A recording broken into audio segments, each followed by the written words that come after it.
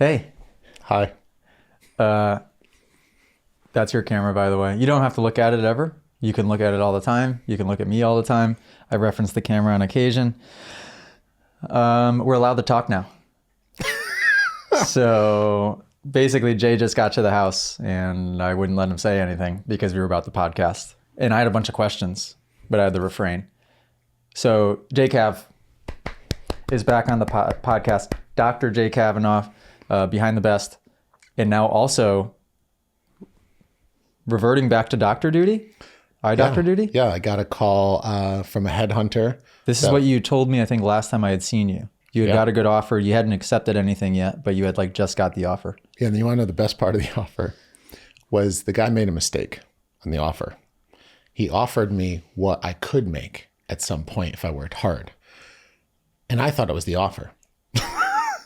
So he gave me painting the picture of what my future might look like. Yeah. And I go, yeah, this is a good offer. I said, I'll take it. Yeah. And he goes, I haven't made you an offer yet. I go, well, what was you sent over then? And he goes, oh, that was just an idea of what you could potentially make in the future. I go, well, that's actually what I want to make now. And I said, I also want a bonus. And we discussed a bonus. And it was the most that I've ever made given the amount of hours I need to work. And I was like, I'm coming out of retirement. I went full-time being a mental coach when the pandemic hit, and I closed a practice I did have as an eye doctor. I closed that practice, and then nowadays there's been so many doctors retiring that the money's too good and the opportunity is too good. The benefits are too good. The match is too good. And it's 4 days a week. I get 3-day weekends and it's great. It's all older people and I love it. Man, isn't that funny how that's how it works. That's how it works. Mm-hmm. You know, I just had this conversation with Allie this morning with my friend Dylan, and Allie's done completely at her job now. She was on maternity leave probably last time I saw you. So technically she was still at her job. Now she's done, which was a big step. I've been trying to get her to make that leap, but she was afraid for a lot of reasons. And what's happened is, and I told her this would happen, I said, Allie, as soon as you quit and we have all our eggs in the Moto Academy basket, watch what's going to happen. I'm like, we're already on the trajectory, but watch. And sure enough, it's now that she's done, we're making so much more money. It was just you just had to have your intention on it and kind of be ready to accept it in a sense. It's there. Yeah. And what was interesting, the same thing happened to me. Once I signed, and I'll tell you my theory on it too, because I have a theory and I want to see what you think on this. Mm-hmm. Once I signed, within, I think it was not even a month, I had my Google ads, which I had been working on for years, that were just up and down, inconsistent. I didn't know what to do. Didn't know what I was missing.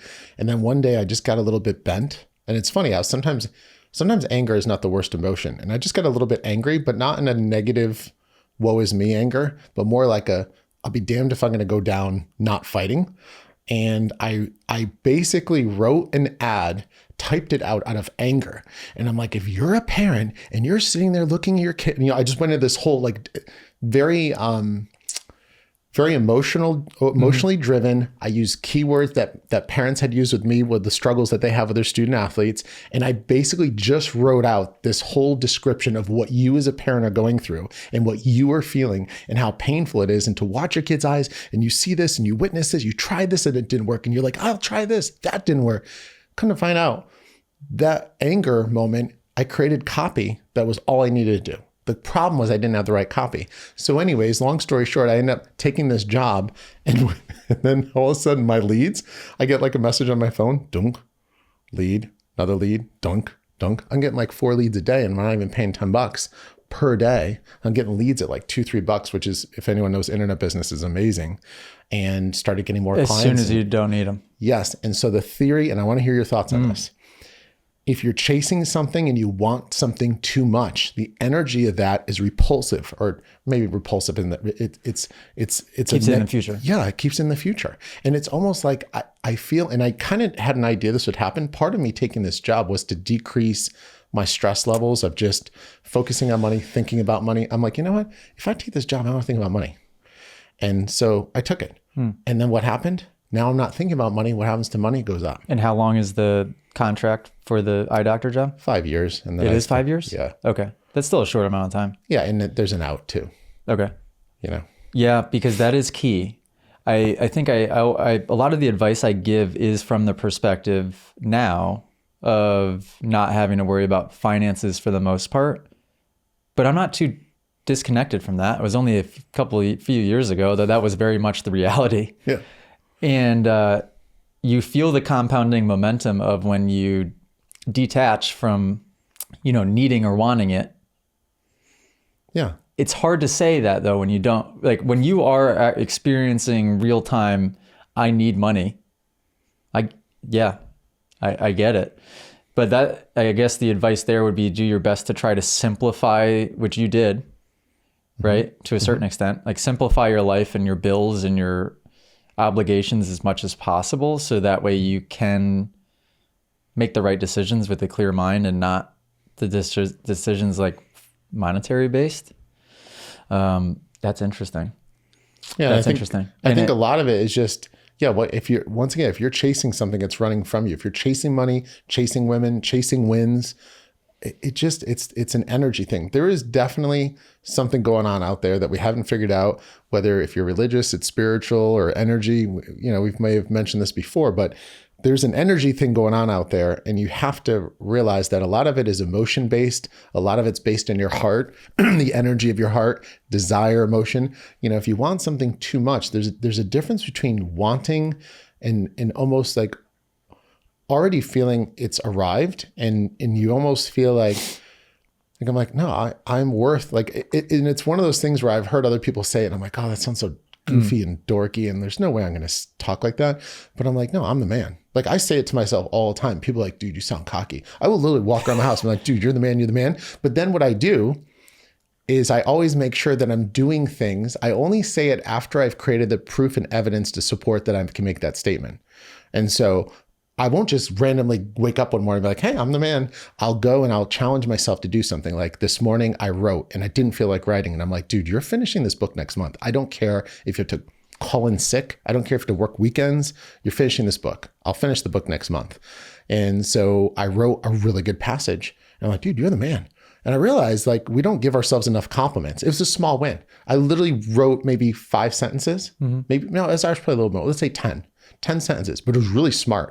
It was about creating space and how that gives you choice and opportunity in that space between you and the response that you can make, right? Puts you in, you go from being unconscious to conscious.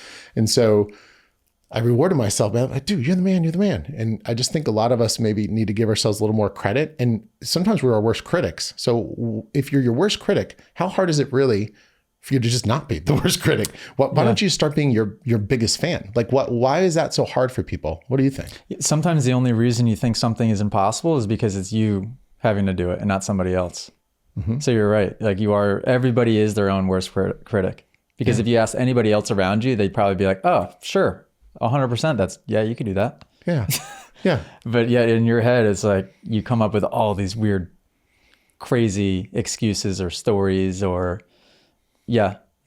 create self-images and stay locked into a self-image that you don't defer from. Is writing, how are you writing daily? Yeah, I try to write daily. And my whole thing is if I don't feel the writing and it just doesn't click, then I review what I wrote.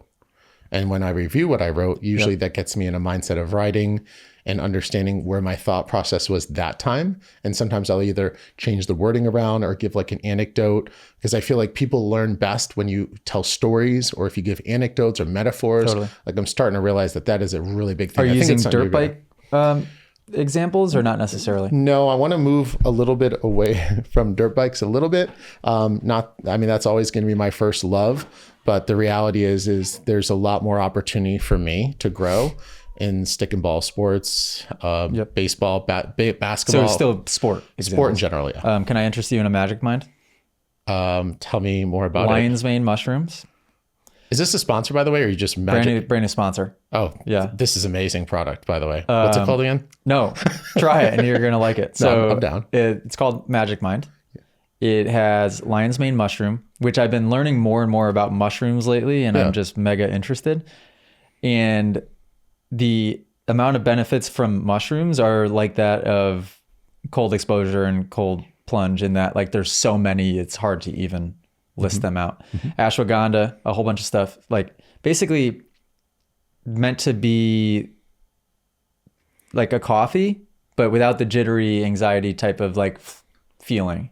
Very calm, on task. It's quite nice. It's quite nice. I'll try it. And there's nothing bad in there that would do anything negative. So the ultimate goal of this is to increase energy levels. Let's see what the bottle says here. Boosts energy and focus, which it does, like I said, like the coffee, but calm, more still, more focused in like a still way instead of like, you know, the feeling when you have a coffee and it's just like you're jabber mouthing and you just feel like anxiety ridden sometimes. And then it says crush procrastination, elevate mental clarity. So just kind of like a nice, it smells really good. Focus. It tastes delicious, I think. But the mushrooms is the big one for me in there. Focus, energy, less stress, and immunity. A lot of studies coming out recently about like how mushrooms can boost immunity, which is really interesting. Cheers. Cheers. By the way, magicmind.com. You can use code Moto. AJ, what the heck is the code? Magic Mind Delish, no? Yeah, it's actually quite good. I think so. AJ, pinky up. Magicmind.com. Code Moto Academy 20, I think. I'm not totally sure. That's an awfully long code. Couldn't it just be AJ30? Well, most of my codes are AJCat330. Oh, okay. And they're all the same. This one's different for some reason. It's just kind of like a trial run. The way I do it with any product is like they send it to me and I try it for a long period of time. So I've been trying this for like 45 or 60 days. Maybe. Oh, wow. Because I just want to be sure. And yeah, it's good. Works for like probably, I feel the effects for maybe 3 hours, 4 hours. There's no crash at the end of it or anything. And I'm trying to just learn more about mushrooms. I'm very curious about like, there's a lot of people out there that microdose even like psilocybin mushrooms. And the benefits are crazy. And the studies, I think I talked about this on the podcast with Ali a little bit last time we spoke, but the studies stopped in the 60s, right? Because of the war and just the agenda of politics and the whole deal. And now the studies are just starting to kind of come back the last few years globally, because it's getting like, it was what the heck is it called? Something narcotic. Schedule 1. Schedule 1. Yeah. Right. So then that screwed up everything to where they couldn't have any studies on it in the US or globally, I don't think. And now they are. And it's very, very interesting. I don't know anything about it still, but I'm interested. Yeah. And I think you're onto two things. One, your curiosity is what's been driving a lot of your success, in my opinion, lately. You're just curious. You just want to learn new stuff. And I think that's been Have you written about curiosity yet? Have I written about it? Yeah. A little bit, when it comes to curiosity in the form of questions and then the clarity in the form of answers to those questions. So it is a big thing. With me, I talk about curiosity and clarity a lot, those two together. And curiosity, like I said, in the form of questions. Why do I feel the way I feel? Why am I not getting the results I want? You know, I just wonder, do athletes ever actually sit there and ask that question, not in a form of, why am I not getting it? Why am I not winning? Because that's how most people do it. What if instead you sat there and like, no, seriously, like, why am I not winning? Like, don't approach that question in fear and anger. Do it in just pure, genuine curiosity and figure it out. I went 28 years without doing that once. I don't think a single time. I reflect back on the entire beginning of my career, the entire beginning of my life. I cannot remember a single moment when I self-reflected, not out of negativity, you know, like reactive post-race, stupid self-reflection that really isn't really doing you any good anyways. I never self-reflected about anything. If you had asked me the question, AJ, what do you want to be doing in 5 years or 10 years? I would have like laughed at that as a stupid question and not been able to give it a good answer. Yeah, you probably would have been like, dude, I'm just trying to get through this weekend. Yeah. Yeah. Yeah, that was it. And that's because you were in that fight or flight, like survival mode. That's survival mode. You were in survival. One, I need to survive, meaning how do you survive? Well, I need a roof over my head. I need food. I need shelter. I need money to get to these races. That's stressful. That's basically going to activate your fight, flight, or freeze mechanism. And then your whole core energy is from that. And how are you going to succeed from that energy? Actually impossible. Yeah. Actually impossible. So yeah, self-reflection and just asking questions constantly. And what's nice is the questions become more intelligent as you go. Like you get better at asking the right questions. Yeah. At first, you don't even know what that means to ask a good question, right? Yeah. It is only reactive self-reflection, and that like something bad happens, and then like in kind of a half-hearted way, you're just like more mad at yourself than you are asking the right types of questions. And then, yeah, you get better and better and better at it to where you evolve so quickly that the mistakes become less. The mistakes become maybe less huge, right? Because you're able to kind of be proactive in decision-making to where you can see things coming in the future a little bit instead of like, oh crap, this just happened. Oh no. Like trying to putting out the fire. And then it's like, you're getting hit from over here now. And then something else happens. That's survival, right? Yeah. That's just somebody trying to hang on for dear life. That was me. Yeah. My whole life. And what's interesting too is think about this. You probably asked yourself the one question that all of us ask: why does this always keep happening to me? Oh yeah. Yeah. The questions you ask are victim questions. Yeah. The victim mentality. But here's the thing. Maybe you should think about how many people ask that question of themselves, but do they answer it? No. Yeah. Because if you then actually, even if you start with a victim type of question, but then you try to answer it logically, you will actually arrive at the root of the problem. Exactly. And you will, the self-reflection will actually go the right direction. Exactly. Yeah, if you just answered your own question. Totally. Why does this always happen to me is actually a great question to ask yourself. Sure. If you consider just pondering the answer in a non-aggressive, non-self-abusive, non-victim way. Just like, hey, there's a reason why you keep getting the same result.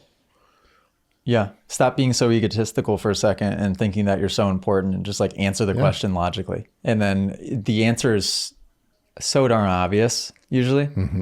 I do that. I think we talked about a little bit last podcast. I have students do that when they're fearful of a jump, right? Asking a couple of the right questions, and all of a sudden you get down to the root of what the fear was in the first place. And then you can decide, okay, this was a justified fear. I might kill myself if I do this jump. Let's not do it. Or that was silly, you know? Yeah. And most of the time your fears are silly, and they're not based on facts. They're based on fiction. And just like your beliefs, a lot of times they're just not true. Is it true? That's one of my favorite questions. It's the most simple question. Oh, dude, I don't think I can win this weekend. Is it true? Well, I don't know. Because you know, oh geez, is your wife okay? Did you hear y'all get down? Oh, that was the dog. Yeah, a little bit of noise drama upstairs. Sounds like a bowl. Yep. It sounds like Millie's okay. And it sounds like your wife's concern was very monotone and not like crescendo. Is that it? Yep. So I think we're good. I think we're safe. I think we're okay. I think we're okay. He definitely knocked something off the counter though. Yeah, something went wrong. The dog's definitely not going to get a treat later. Freaking dog. But yeah, and so questions. So let me ask you this. What questions do you struggle to answer yourself? Not many at the moment. I'm becoming more and more self-aware to where if I go down an egotistical, and when I say egotistical, it's probably not what most people think of as egotistical. I mean more so just like not being conscious and thinking that it's just thinking small and thinking survival mode and the why me and all of that, just being stuck in ego.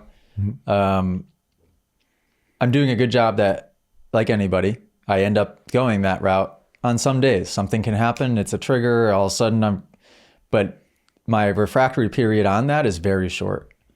Very short. I'm able to catch it almost immediately. It doesn't happen often now. And when it does, I catch it so fast with knowing what question to ask, answering it we're good. Yeah. It's nice. It's a huge skill. It's nice. And it's so empowering, right? And I will say what happened at first is my brain was so programmed to like have that internal dialogue, negative internal dialogue all the time, that when I began to realize that that wasn't necessary, it seemed like you needed to fill that void with other things, but you can actually just be still, you know? You don't have to just like let your mind go down this rabbit hole of all of these things. And when you're physically being still as well, like my life is pretty mellow lately. I'm kind of like living in a sense like a retired person. Allie and I wake up, we go to Heirloom Market in Weathersfield, have a coffee, sit in the barn. We'll go for a walk around Old Weathersfield, just kind of being in nature and listening to the birds and walking with Doug. Then we go for a hike in Cotton Hollow, cold plunge, come back here. We'll walk in the field, have a good dinner, go to bed. That's our days, you know? So as amazing as that might sound to some people, or as horrible as that might sound to others, because it's so slow, right? It's the ultimate test in a way. Yeah. Because you're not distracted by just go, go, go, go, go. And then the day ends and like now, you know, maybe you're the person that stays up at night because your mind's erasing. But when you're sitting here all day or just walking around, there's a lot of time to go down a negative path. Oh, for sure. If you'd wanted to. And so it's been great practice lately. And we've been doing okay. We've been doing pretty good. Man, notice that you're chasing less and you're working. Everyone always says hard work. You got to work hard, AJ. How bad do you want it? I just don't buy into that anymore. Like, no. I think hard work is a narrative that people maybe have misconstrued. I understand where it comes from. You have to do the work. I get it. But if you do the same work and get the same results, it becomes hard work. Like, just do work differently. Things can come to you effortlessly if you just don't force. It's definitely the power versus force thing. You don't have to force things in order for them to take place. You know, you just have to use power. And it's nuanced, like the difference between power versus force. Force is almost like using the energy of frustration and desire and ego to make something happen because I want this to happen, as opposed to I believe this is going to happen, or it's already happened in my mind so many times it just feels like it's going to happen. Or maybe the other power could be, you could also say that power is, I want this thing to happen. If it doesn't, I just don't care. You know, and that doesn't mean you're careless. It means you're carefree. Like, how much do you care? Like with me, who doesn't want to win? Any competition you're in, you want to win. But how much do you care? Like, why is it so important? And I just think that a lot of times we force things because we put so much importance and value on them. Just let things happen to you. Like, how many times people said, just let it come to you, let the race come to you. You know, that's an important concept to grasp. Yeah. Yeah. And you start having the patience to be able to move slowly and be really intentional. And that was the goal for me this year, was to be intentional with everything that I was doing. Where before it was like throwing a million things at the wall, seeing what would stick, but also at the same time, like just dodging bullets, you know? And a lot of it was survival mode. I think in the last couple of years, definitely not. I was really starting to hone in. Before the last 2 years, absolutely. And lately it's been getting specific on a target, really like zeroing in, being intentional and focusing on it and getting it done. And it doesn't usually require hard work, actually. It requires really just focused energy. I love that. Yeah. So it can actually a lot of times be pretty easy, but you just focus on the right things instead of always fighting. Wu Wei is basically just that, like the art of not forcing, right? And I had a conversation with Moto Academy member, shout out Arbenz. He's big into jiu-jitsu, and a lot of that is, you know, using the energy to your advantage, not trying to stop and fight back against the energy. Yeah, I've loved and I've been obsessed with studying, as you know, and you have also, all of that. Yeah, Wu Wei is awesome. I mean, all of this mindfulness stuff and all of the everything that you've been interested in the last 5 years, 7 years, however long it's been, and for me, last 2 years, it's addicting in a good way, and it's beneficial in every aspect of life. Relationships with Allie and your significant others are results on a supercross track, business, like it transcends all of it. It's nice. Yeah, for sure. What's the biggest thing that you've learned, or not even the biggest? I don't know if I like that word. What's the one thing that you've learned in the last maybe month or 2 or 3 that you were able to utilize in a really powerful and effective way? Last 2 or 3 months.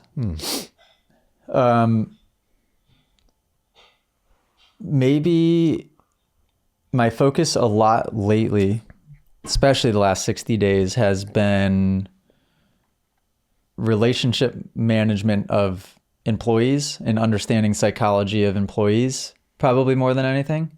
So first of all, definitely a real test of patience, but taking it way deeper, it teaches you to have empathy and to understand that people have these ways of thinking for a reason. And I get it. Where before I didn't get it. So it would lead to more frustration, and I would always like judge things that were happening. And now I still like that will be a trigger for me for sure. But I'm able to ask the right questions and then reflect quickly and then, have empathy.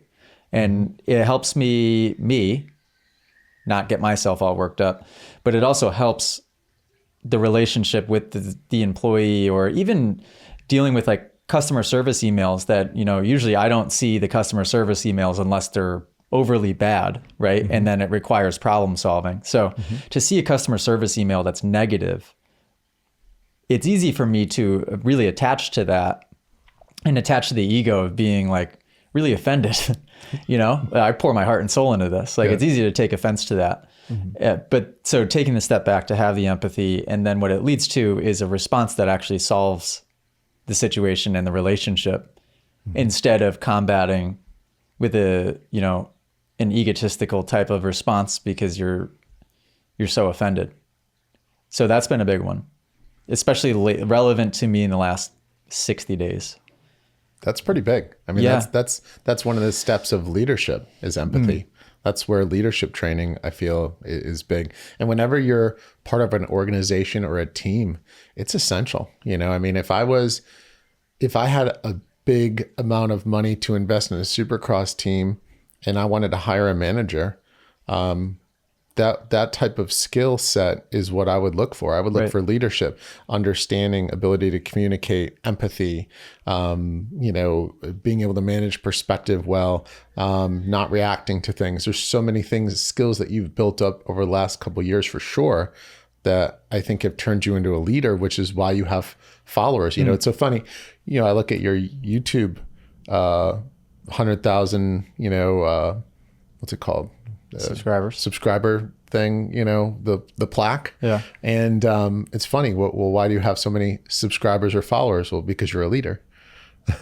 And so leaders lead, and that's what you've been doing. You've been leading by example. You've been leading by sharing anecdotal stories of your struggles and what you've done and what you've learned. You're sharing your knowledge of the things that you've gained from these books.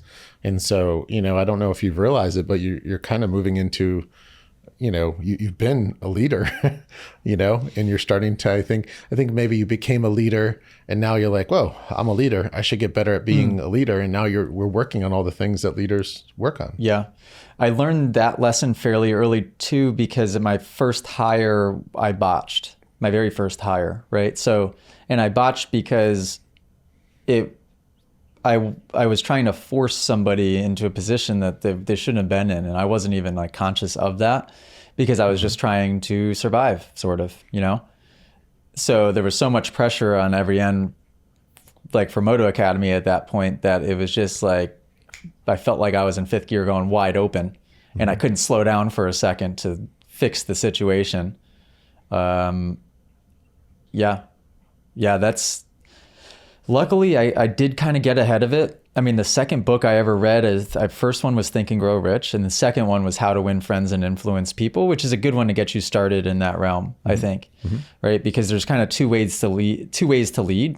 You can, and I think only one of them works. You can lead in a dictatorial type of way, where it's your way or the highway, or you lead in the way that we're talking about, which is way more difficult.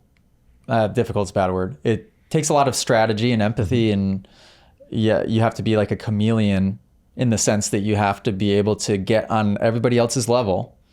You can't try to force them to do something on your level. You have to relate to them and make it make sense to them and resonate with them by getting in alignment with them. It's a good adjective. It's challenging. Yeah. Yeah. And that's what makes it feel so good when you do well at it. That's why we're even talking about it, is you're probably proud of the fact that you've mastered these skills or are continuing in the process of mastering these skills. So yeah, it's powerful stuff. Have I told you I'm writing a book also? You live right down the street from me, and I almost took my scooter here, but we don't talk as much as No, we should. I don't. But yeah, I know you're a busy man. Do you know who I keep in touch with? Nobody. So that's bad probably, but at the same time, I'm either being hyper present here, or I'm in communication with my team, or I'm inside of the Moto Academy app. I spend significant time in there responding to the community and direct messages in there, and the riding footage being sent in there. And that's it. There's no time left over to shooting a nice text every once in a while could take me a couple of seconds, but it's hard to find that. It's hard to find that time. So it's nice to just be on a whim. What's good about all my relationships, I guess, I don't know if this is a mutual thing or if it's me just being a bad friend. It's easy for us to just be like, hey, you want to come over in 10 minutes? Yeah, sure. Okay. And then just have a conversation as if we haven't not talked to each other for the last 4 months. That's how it is with Rob too. That's how it is with all of my friends. Jeremiah. Yeah. I won't talk to Jeremiah for a year. And then I'll call him up. We'll talk for 2 hours as if we'd talked yesterday. Yeah. It's kind of nice. Yeah. But I'm notoriously a bad friend when it comes to that. So I'm sorry. Well, when you're how far away do we live? When you're probably maybe 2 miles. Yeah, that's bad. Well, Bryce, I haven't seen Bryce. Bryce bikes by my house almost daily, and I don't see him. And you don't see him? I don't work out. You don't work out? Do you still have abs? No. You lost your abs? Dude, you have hair and no abs. I don't remember this. I mean, they're Do you under have there. abs? They're under there, but basically there's a little bit of flubber. I didn't even know you could grow hair on your chest. No, it's crazy. I've never seen it before. It's crazy. Well, can we zoom in? We don't have the technology. Somebody zoom in. Grant, editor's note. Editor's zoom. Let's do a zoom here. Can you believe that? I haven't manscaped in 8 to 12 months. Weren't you sponsored by Manscaped at one point? Yeah, I was. And that was about the last time I manscaped. That's hilarious. The thing, have you ever used Manscaped before? No, The reason I didn't pursue, this is a funny story, never told this. The reason I didn't continue to pursue that sponsorship, can you take any guess as to why? You've never used it, so you wouldn't know. My guess is that you got nicked and it ruined the relationship for a couple days. Okay, amazing guess. Yeah, but the problem was their slogan, the whole concept of it was we've got your sacks back, Oh, yeah. That wasn't the slogan. That's a great one. But I thought that was it. That was a great one. I just made that up. But that was basically the moral of the whole brand, Yeah. Basically you can kind of not even take your time. You can rush through this process and you're going to be safe. And that wasn't the case. I mean, I gave it multiple. I forgave it, try it again. And then I did it probably 3 or 4 times, and I'm talking bad. Yeah. Bad. Yeah. So I never haven't used it since. In fact, have since given up on all manscaping completely. Yeah. It's just good to know it's you crazy. can grow. Yeah. Yeah. It's out of control. I'm a dad. You are a dad. Clearly, I'm a dad. Listen to this. Jumping topics. Have you been to Cotton Hollow lately? Do you go for hikes in there at all? I do, but only when I'm a fair weather Cotton Hollow guy. Okay. We have been lately, but typically any condition we're there. We go yesterday and we have a cold plunge spot. It's pretty early on in the hike. So what we do is we hike the distance, turn back, hit the cold plunge spot on the way back. As we're getting closer to the cold plunge spot on the way back, Allie and I start hearing like, whoa, woo, like yelling and screaming, not negative type, like it sounded like somebody was having a blast way, way off in the distance. And I'm like, Allie and I are kind of looking around, just trying to figure out where the heck this yelling is coming from. As we get closer, it's a little louder, but still not really, and it couldn't locate, like we're not too far off the parking lot at this point. So it should be within 100 yards. Can't find it. I get up onto the cold plunge rock. I start taking my shirt off, about to get in the cold plunge, and then I look, and there was a guy naked in a little waterfall. The water is 40 degrees, by the way. Like, no joke. I go in for 3 minutes, and it's hard to stay in there for 3 minutes. Mm-hmm. This guy is naked in a mini waterfall, going back and forth like this, yelling. Solo. Completely by himself. Just yelling. And he was in there for 30 minutes. Oh because God. Allie and I hung out at the rock. And he just stayed in that water. And I did my cold plunge for 3 minutes because the water's 40 degrees. And he's just in there. Old, too. Really? Probably 70 years old. Maybe older. No way. Yeah. It was nuts.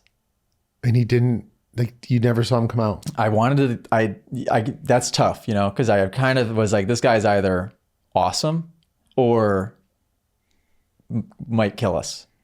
Yeah, it was one of the two. The naked thing was like, yeah, this is a trail. It's, there's it's a lot of people here. Not that, you just don't want to see. Yeah, you don't naked. That's fine. Yeah, that's fine. Probably good for you, but in that, it's right there. Yeah, Yeah. So, the naked part, I'm like, maybe this guy's a little. Yeah, he might be a little, like you said, he's either Wim Hof and he's on top of the world. Right. Maybe he's got his $100,000 playlist or whatever thing. Or we're getting raped and killed. Or he's maybe celebrating a kill. There might have been a fresh kill. Yeah, that was a kill celebration. It was probably a kill celebration. It did seem somewhat tribal. It's in ceremonial. Yeah. For him to be under cold water that long, when AJ Cat, who is an expert in cold water plunging, can do 3 minutes and he's at 30, and for all we know, he could have been an hour and a half. Somebody's dead. There was a body. Yeah. The warm blood on his hands is what kept him warm. Unreal. Wow. It was nuts. You would have loved it. That's awesome. There's so many crazy things that happen around. Oh, well, I love it. I'm here for it. And I've gotten good at not judging it. The fact that he was naked in that specific situation with just like the trails right there, that's what kind of made me be like, But beyond that, had he had even, a Speedo on and he was in there for 30 minutes being a complete whack job, I would have not judged that and been like, okay, I need to have a conversation with this guy because he knows something I don't. You might want to, one of his books might be one of the ones behind your head right now. Definitely. Yeah. Yeah. It was Eckhart Tolle in there. That's who it was. Good old Eckhart. Wow. Have you been enjoying, how long have you been back at the eye doctor job?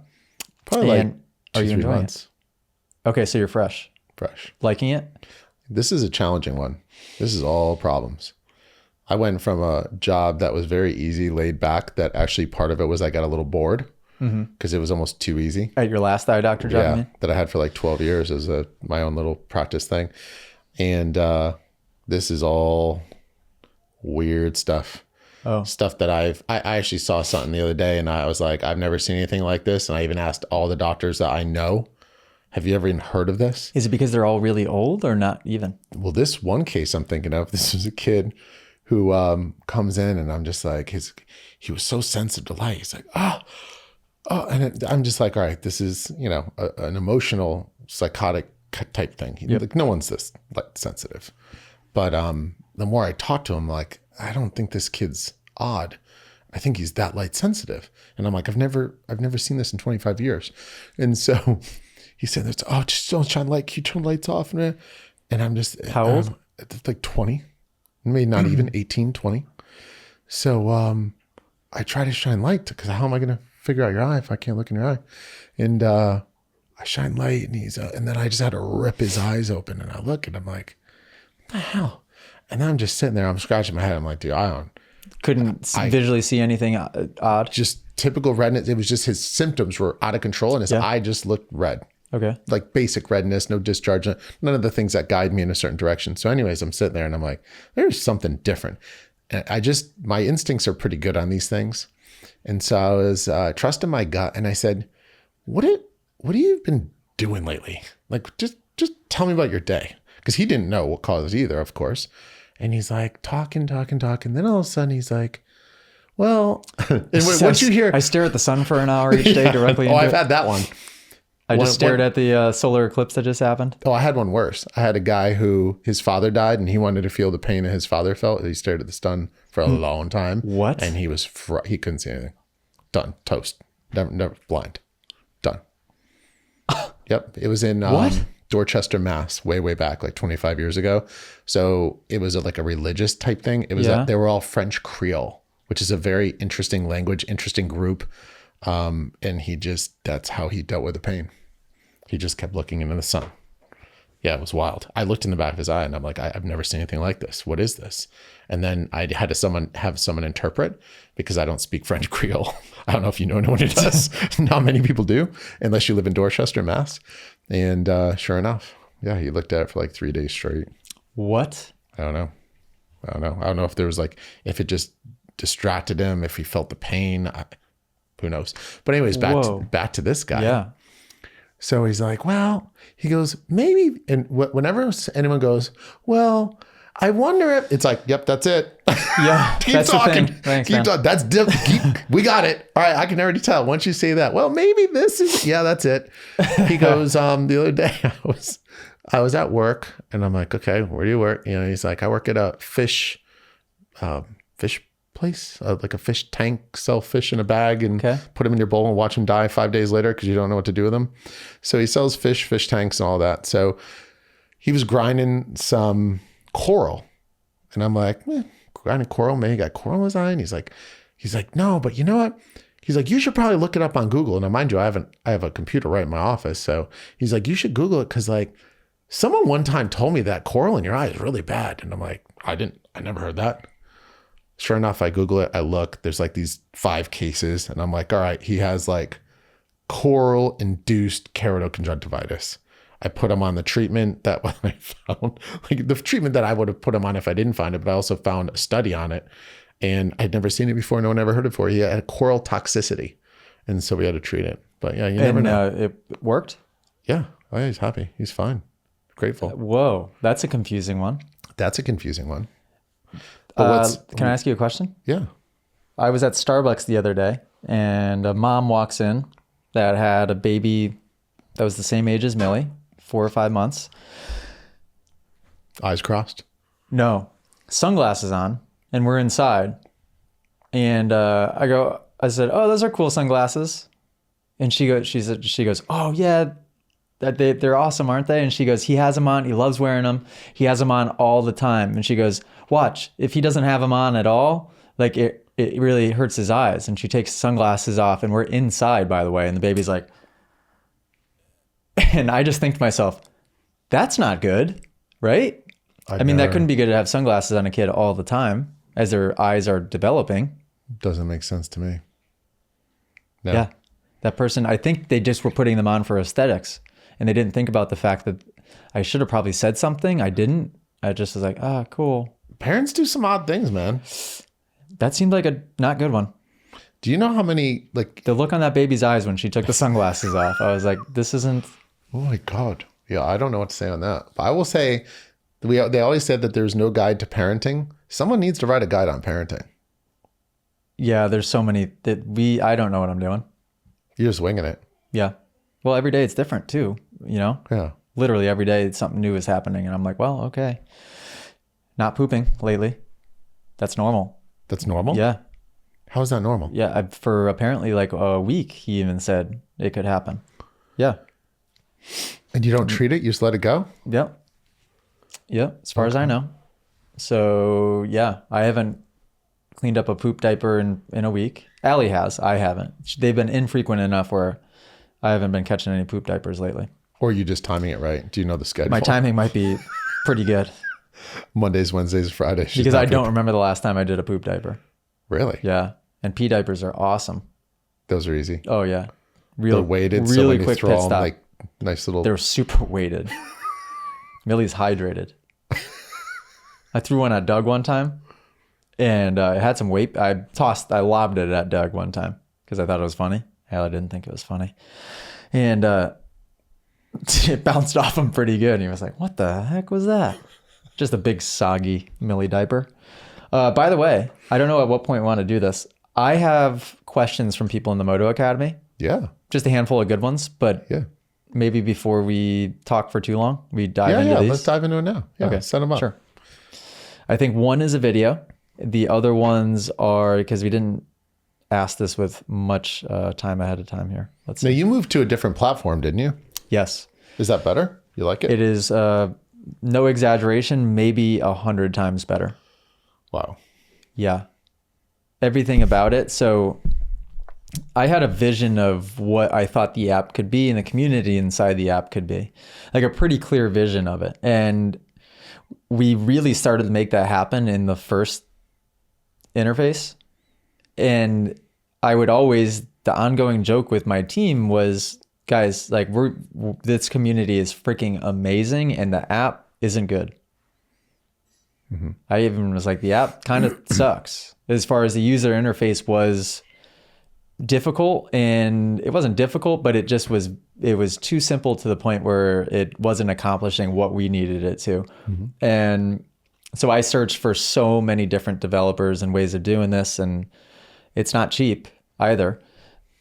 And we found the perfect situation where we just had like almost complete flexibility in what we could create, and the engagement and what's happened already, and we only announced 2 months ago, is unbelievable. It's exactly what I hoped it would be. Mm-hmm. In that people are in here, there's a live chat, sort of like a Discord style of live chat that just runs 24/7. Oh, wow. Which is hilarious. So people just hop in here all day, at all hours of the day, and just post chat. Random stuff, not even just Moto. You name it. Really? You name it. And we have a part of the app, which is its own subscription tier. But like for me, obviously, I see it all as one, which you can do. Yeah. So we have the mastermind part of the app, which has its own feed, which is definitely very mindfulness and everything related. Mm-hmm. Business focus, stuff like that. They have their own version of the 24/7 live chat as well, in addition to the feed. So, well, although that was a picture of foot pegs. Usually the mastermind chat, it's cool. I mean, you could hop in at any point and somebody's asking like a really relevant life question or business question. And our live streams are super fun where we dive in really deep. It's cool. It's awesome. And that's Mighty Networks? Yeah, Mighty's helped us with it, which is, I was texting Michael Chandler yesterday, the fighter. He has a fight coming up with Conor McGregor, which is a pretty big deal, in June. And he has an app as well. And he's like so amazed at what we've been able to create, which is super cool. Mm-hmm. And that might be my next recommendation to him is going with Mighty. Yeah, I've been using Skool, SKOOL.com. Yes. Very similar concept. Yeah. Yeah. Okay. And it's been working really well.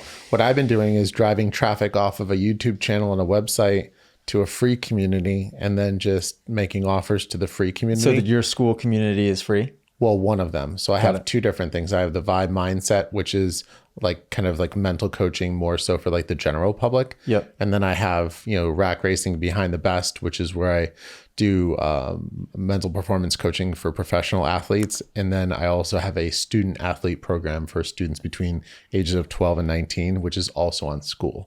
Cool. And they're all individual school accounts? I just have two.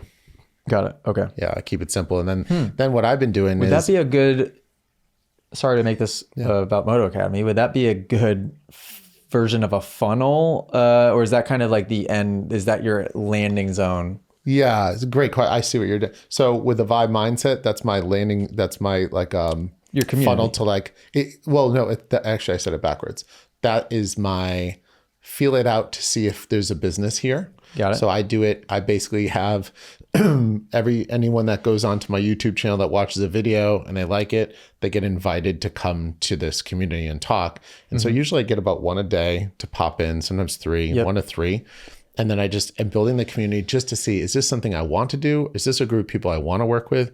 Because one thing you start to realize, and I think you've already probably realized this, is once you get privileged enough to have a 6-figure business in coaching or whatever, and you know, it's like a real business. Any business that generates money is a real business. But to me, my identity was, if I can make 6 figures as a mental performance coach, then I'm really a mental performance coach. So I'm I'm already over that. And so I feel it's like a legit business. And so, shoot, I don't know. Is that thing hit? Is there something kicking in or something? I just lost my. I'm blaming the mushrooms. The mushrooms. I just like had a little moment where I just drifted off. No way. The mushrooms are kicking in. That's weird. Must be. No, should I? In fact, should do the exact opposite. Should do the opposite. I should be chill. So you're having a reverse effects. I'm having a reverse effect. I think it just kind of. So you were talking. You were talking about school for vibe mindset and how it's a tester to see, feeling the waters to see if that's something you want to pursue deeper. Yeah, and so what I want to do is see. The one thing that drives me crazy as a coach is I can't motivate people, and I just can't do it. It's just not in my DNA. It's not even what I should be doing. It's not part of my job. My job is not a motivation. I don't motivate people. What I do is I educate people and give them tools to become a better version of themselves. And so what's great with athletes that I've learned is athletes are already driven. They're already motivated. They want to get recruited. You know, I get messages, like I said, I'm going to turn up after I get back from this trip in Spain in a couple of weeks. I'm going to turn it up and probably triple it. So I'll probably getting like 10 leads a day. And, you know, these people are driven. I want to win. I want to get recruited. I want to go to UCLA. I want to go to Duke. I want to go pro. I am pro. I want to win a championship. But what's tough is I've tried to help like the general public. And, it's interesting. Are you finding that's you're forced to create the baseline motivation? Yeah. That they don't have in that situation? And I don't know if it's for me. And I think that and so that's why I have a YouTube channel that I might just let go, because it just started kicking in. It just started doing well. And the people are coming in. Like I said, I'm getting 1 to 3 people a day, and they're great people. They're great human beings, but, you'd be surprised. I'll put in valuable content that could change your life. And I'm like, hey, I could say something as simple as, if you're interested in me coaching you for 20 minutes for free, I usually charge this amount, click the button. And then people will be like, oh, nobody answers it. And then they'll send me that same 10 people that maybe could have answered that and gotten free coaching will send me a message in the course of the next 2 weeks and say, hey, can you help me with this? Can you help me with that? It's like, you saw that post. I know you saw it because I tagged people in it. You know, it just seems like people, I sometimes feel they say they want to get better. Yeah, just one foot in, one foot out. Yeah, do you really want to get better? How do you deal with students that maybe aren't focused at Moto Academy doing live sessions? How do you approach that when you see that there's someone that maybe isn't willing to do what it takes, but yet they're saying they have the desire, so the words are not fitting their actions? That was me. Right?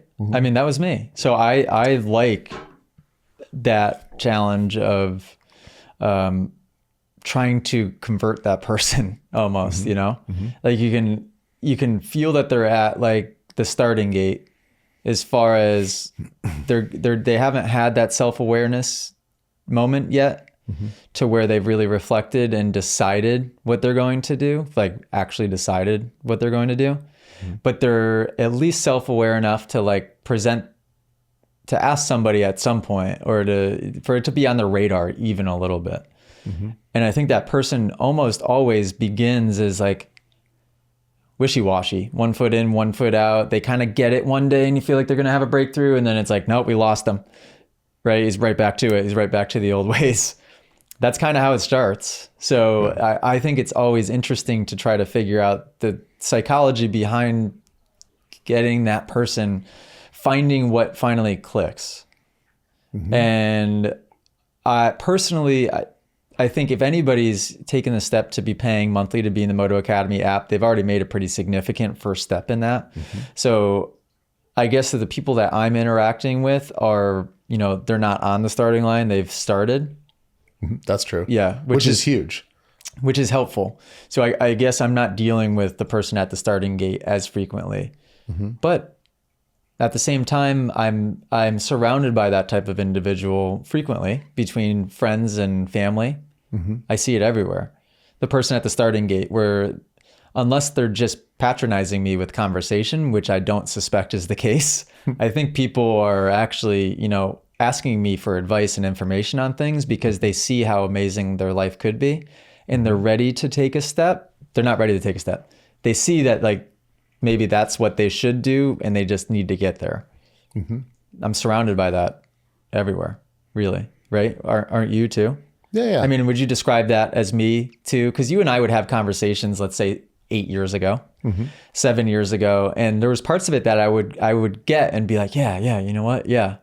And then other stuff just, Yeah, and I think that's what it is. And that's where maybe the fight, flight, or freeze and that survival mode comes in, is because we did have moments before you became kind of awoken to all this world that, that existed around you when it comes to like mental performance and getting your mindset right, your subconscious mind. I think that there were times where I would try to offer you something and present something to you, but the timing wasn't right because you were so in survival mode. When you're in survival mode, you can't learn. That's why I think some people, when they're down and out, it's hard to get out of that rut because it's like, hey, you should really read this book. It's like, whoa. So you want me to read Psycho-Cybernetics? And I know that right now I haven't paid rent for 3 months. And also I know that my credit card payment is due. And I may not have enough money to eat, and there's people that don't admit it, but I know that those people exist. And, maybe it's not even that dire. Maybe even it's just like, hey, I think my wife's going to leave me, or oh my God, my kids just, I think they're doing drugs and they just got out of jail twice. I mean, there's a lot of stuff that I think parents don't share with everyone. And how can you become a better version of yourself when you literally fear? Like I just had a friend whose kid was like, one of his lungs just spontaneously just bailed.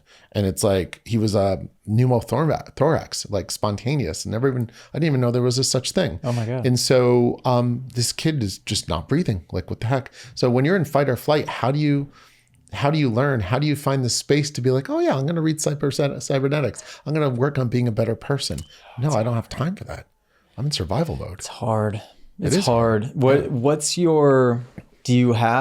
so I'll tell you my strategy briefly is to try and, for lack of a better word, motivate that person to be interested in reading.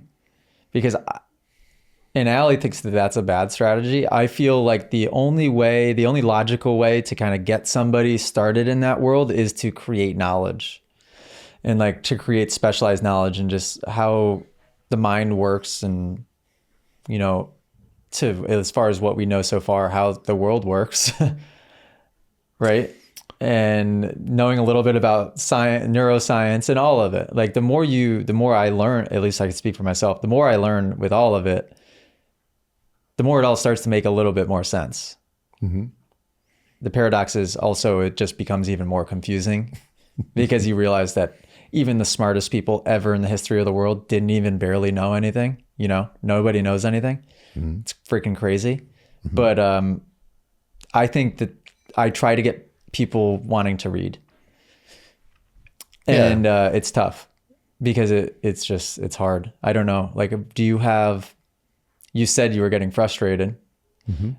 So what maybe have you had a go-to strategy like me telling people to read and it just wasn't working? Yeah, I usually try to elicit a feeling. So I try to think I'll ask questions to figure out what is a feeling that would make you, because everyone always thinks about results and outcomes, but I believe that they're important. However, I believe it's the feeling as a result of the outcome that is more important. right? Do I want to win? No. I want to feel like a winner. I want to feel elated. I want to feel that buzz, right? Think about when you're sitting there and, the camera McAdoo on top of the podium is just like, oh man, it just feels great. It feels great. Dude, it's the emotion. I can even feel it. Even I'm faking it right now. I literally felt like probably Cameron on them. Like I just feel my body, like even my nipples are hard. I have to zoom in on that. But like literally that's the key, is feeling is a secret. You know this from Neville Goddard. And so I think a lot of it is if you can paint the picture of the end result. See, a lot of people, they struggle to get to an end result or hit a target because they can't even imagine what it would even feel like. So then if I paint a clear enough picture to activate your imagination so you can feel the feeling now, you at least dip your feet in what it felt like to win. It makes it a little bit more, one, it makes it feel a little closer, a little more tangible. It also makes it feel a little more familiar and comfortable and actually possibly attainable. And then it also gives you an incentive because now you've got your why, your motivation for why you would do the thing. The problem with that, at least that I would theorize, is that I keep catching myself doing this and I'm stopping because somebody commented on an Instagram video and I saw it and it said, you look like you have T-Rex arms. Because in the way that the shot's framed, when I'm doing this and you put it on video, it looks funny. So if you keep catching me do this, that's why. So you look like T-Rex arms. Okay. What the heck were we talking about? Because I was actually, I had something. Well, we were talking about how I choose to motivate people and get people to do the thing. The problem with that is that people do not believe any of what you're trying to get them to imagine enough to even create any type of visual. That was my problem. I think, is that I think at a fundamental level, I didn't believe that I was creative, first of all. And I believe now that everybody is creative. That's like what we are. We create things. That's literally what we are here to do, essentially. And so I think fundamentally I didn't believe that I was creative. And so when somebody would ask me to draw a picture and visualize something, first of all, I thought it was corny. And I also couldn't see what the person was assisting me in creating the visual. I wasn't capable at the time.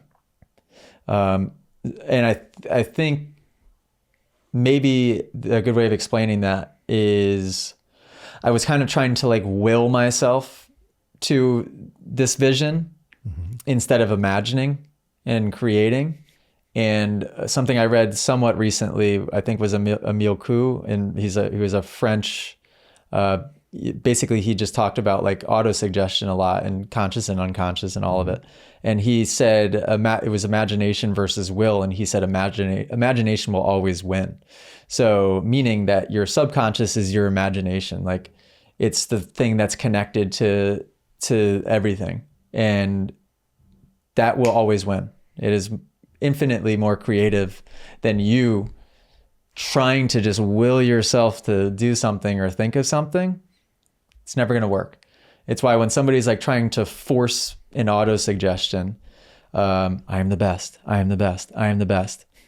If they don't actually imagine that and believe that, then they are forcibly trying, and it's doing the opposite. It's having the opposite effect. Yeah, for sure. Because the imagination wins, and the imagination is the subconscious that deep down is wired to think a certain thing, and you're trying to do this against it, And then people don't realize that they're the creator. Everyone thinks that their God's the creator, but you're also a creator. You create everything. You created this house. You created a family. You created a child. You're the creator. And where does creation start? It starts in the imagination. It's definitely the greatest gift that we don't use enough. And if we do imagine, we imagine worst case scenario. Yeah. Yep. And that was the thing. I think that was my first realization of I am creative is the light bulb went off. I go, oh, I am creative. You know why? Is because I've created all of these negative scenarios with quite, clear pictures of what those negative scenarios look like, What if I crash? Hey, okay, I was able to get the whole shot, and then I can picture myself blowing it on the first lap very clearly. Oh yeah. Because I've run that scenario through my head a million times. Yeah. So and then it happened, right? Yep. Yeah. Yeah. Or I just purposely didn't get a good start because I didn't want that to happen. Correct. Yeah. Fear of failure. So Subconsciously. you just tightened up and said, I'm not, in order to avoid the pain of this mistake or failure, I just won't put myself in a position to even be at risk to try it in make the first place. Yeah. Yep. And then something clicked one day where I thought to myself, oh, you know what? I am super creative, in fact. And I just need to direct it the right way. Yeah. So much good. Okay. Let's get to, I could talk forever with you. Oh, we're only at an hour. Okay. I need to be conscious of time. Also, I don't know if it's because I haven't eaten all day. Have you not either? I usually don't eat until lunch. So I skip breakfast now and I just eat lunch and a short dinner. So like within like maybe like a 5-hour window. When's the last time you ate? I did eat lunch though. So I ate at like 12:30. I went to a Mexican place and it was amazing. But it's been a while and I haven't eaten since well before 12:30. And I'm feeling the magic mind also. I think there's something in it. And my stomach's rumbling and grumbling. Not like I have to go to the bathroom. I heard it from here. Yeah, did you? Yeah. Okay, Real GP. This is just the text question, but that's okay. We can do. Question for JCav and AJ. JCav mentioned in his first podcast with AJ that AJ can speak an idea very concisely without using any extra words. Oh, thank you, Real GP. What practices do you both use to become more brief and concise in your speaking? Oh, wow. That's a really good question. That's a great question. Real GP is the ultimate question asker, by the way. Wow. Yeah. And imagine if he got Real GP. Imagine if you got really good at asking that level of question to yourself. Yeah. Swinging it back to what we talked about earlier. Yeah. If he sat, he's getting good at Real GP's leveling up big time. Yeah. Yep. And if he asked that level of question to himself and he sits there and ponders them, not with that stress energy, but with like the curiosity and the excitement of what he might come up with. That guy, I'm telling you, I like this guy. I'd love to see where he's at in a year. You guys got to meet. Yeah. He's great. True OG Moto Academy member. Yeah. I love he's the man. Great question. So yeah, how do you get concise? I mean, this is probably the most boring answer, but I constantly am reevaluating and re-listening to the messages I send clients. And I'm also looking at what I write and I'm asking myself, how can I get to the point faster? Because what I realized, and I don't know how you're doing your book, I started doing a book and it was going the wrong direction. I wanted to solve everyone's problem on earth when it comes to the mental game of any sport. And so what happened is it became this big thing in this book that I was writing for years. And I have all this content, and it's never good enough because I've never solved everyone's problem. Then recently I bumped into a guy, Daniel Priestley, who I love. And he said, here's how you write a book. He's like, this is the format for a book. He goes, trust me. And I listen to it. I'm like, I literally listened to this thing like 5 times. And my next book is going to be based on that format. And he said, you should be able to consume it in one sitting. How does that tie back to this question? So what I realized Those are my favorite types of books. Yeah. And I actually have a book. I should have brought it for you. I'm going to get you this book. It's the best little book. And you could get it from Moto Academy members if you want, super cheap, but for maybe a limited number of guys. But it's a book. It's not even 40 pages. It's amazing. There's another book I read, and what I found is 10,000 words is 40 pages. Right now, I'm writing a book, and my goal is to be as close to 10,000 words as possible, meaning 40 pages. You'd be like, that's not a real book. Whoa. Bringing it to this question, what's a real book? A real book is a real solution to a real problem, in my opinion.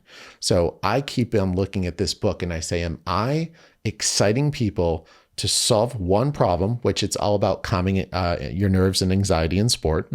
It's called the CALM method. And it's a method I've developed over the last 7-8 years. Each of the letters has meaning. The C means on A, the L, and the M. And what I realize is that you don't have to, for a book to keep your attention, each sentence needs to have something of value. Yeah. And that's it. And so what I do to get more concise is I just keep reading, learning, and like listening to myself and reevaluate, how could I have said this better? I go back to questions. How could I have said this better? How could I have said this more concise? Did I get my message across? Should I have told a story? Is this something where I should tell a story, or should I just make a statement? Or should I ask someone a question? How do you do that in real time in, let's say, a podcast or an interview or a conversation? Because that is a good strategy to simplify, essentially. And my favorite books are are simplified. I'm having everybody in the mastermind next month read the 7 Spiritual Laws of Success with Deepak Chopra, don't know how to say it. Very short book. I don't know if it's behind me or not. As a Man Thinketh, James Allen. I don't think it is behind me. Very, very short. A lot of my favorite books, very short. The reason I struggle sometimes to read like Jordan Peterson would, for example, would be like, there's so much in here. And I question as I read it, is this all necessary? Like, is each sentence here that valuable, or are you just expanding on stuff that it doesn't necessarily need to be expanded on? And like, so therefore it just loses. With Jordan Peterson, I question that because he is so high, ridiculously high level. I'm like, maybe it's going over my head, all of these sentences, but nonetheless, simplify. So we're not doing a good job in this convo at this very moment. But what are strategies in real time? Because I answered his question in a one-on-one message a little bit, and I want to hear like your opinion, real time. Do you have anything off the top of your head? No, the only thing you can do just to get better at anything is just to keep doing it. Yeah. As lame of an answer as that sounds, that's all I do. You know, how have I become a better writer? I just write a lot. How do I become a better podcaster? I just podcast a lot. How do I become a better YouTuber? I just YouTube a lot. Yeah. Yep. But I think what it teaches me with the being in front of a camera, doing interviews often, always talking into a microphone, just answering people's questions at class. Like at class is a good practice because you're surrounded by a lot of people in real time, and you'll get questions sometimes that you've never heard ever. Right? A lot of times not, but sometimes you get asked that question that you've never heard before. And so in real time, I have to come up with a good answer. Not that I have to like die in the sword of that point, but I have to at least answer with something that is practical and simplified. And my strategy for that is, first of all, when they're asking, I'm really hyper present. I'm like listening to what they're saying and being there with them in the question instead of freaking myself out about how I'm going to answer. I think a lot of people get caught up on thinking about what they're going to say next so much they don't actually listen to the person. Oh, that's huge. Right? That's huge. Huge. So, and I think that comes with lack of like just being still. You know, just slow down, take a deep breath, listen to what they're saying. Don't think any further than that. Just listen to each word and do your best to assimilate the information as you're hearing it. And what is nice is if you can do that in a really calm way, the answer actually kind of comes to you because you put yourself in a state that like you can actually connect to the subconscious and get the answer without having to consciously force one into existence. Yeah, and even as I'm thinking about it, I'm like, you know what? Maybe spend more time once the question is revealed, put a little bit more space and time between when I actually start to open my mouth. Sure. Slow down. Have the confidence to, that's a great tip, I think, is don't be, some of the most profound people that I've listened to and watch in interviews will take an uncomfortable amount of time to answer a question. Yes, I've seen that too.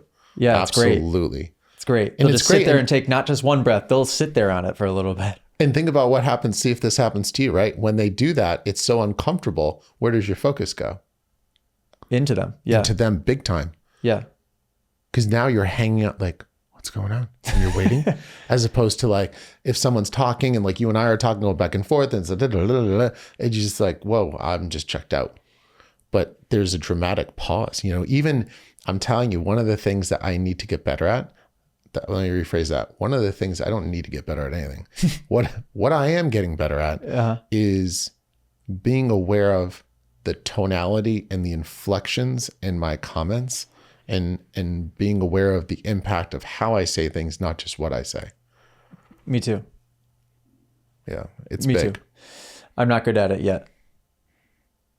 I just read a book to Millie last night. It's called The Growth Mindset Ninja. And the whole theory of the book is add yet to the end of every sentence. And I just pulled it out in real time. Yeah. Yeah. Yeah. Yeah. And you also corrected yourself on something a second ago. Yeah.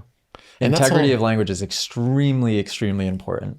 So that question is relevant for a lot of reasons. Mm-hmm. I'm very conscious and intentional with what I say. Mm-hmm. I am working on how I deliver it. Mm-hmm. I don't think I'm bad at delivering it, but I don't think I'm getting there.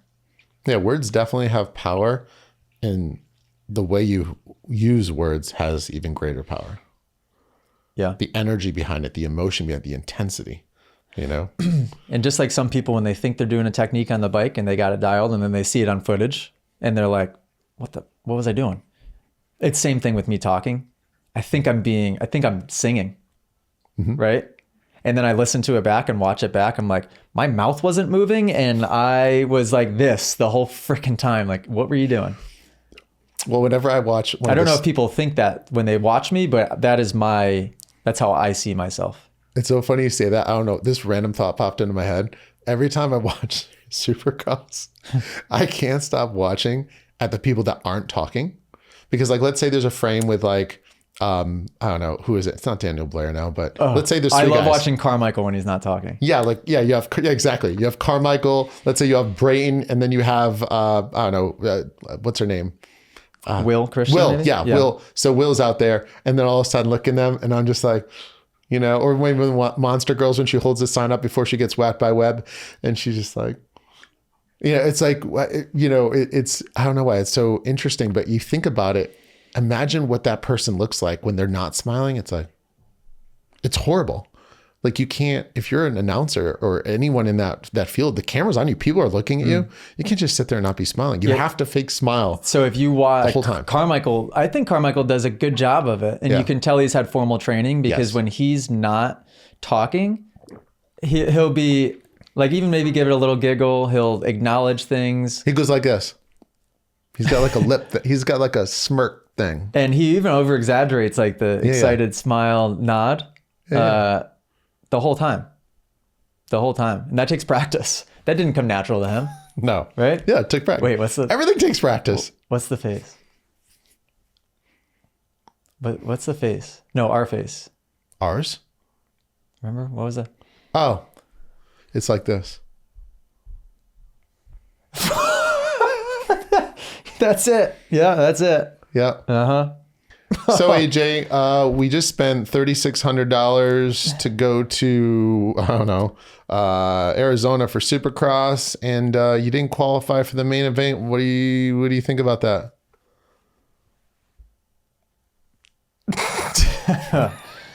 I missed that face. Your brother's really good at that face. Is he? He's really good. Yeah. Real GP, amazing question.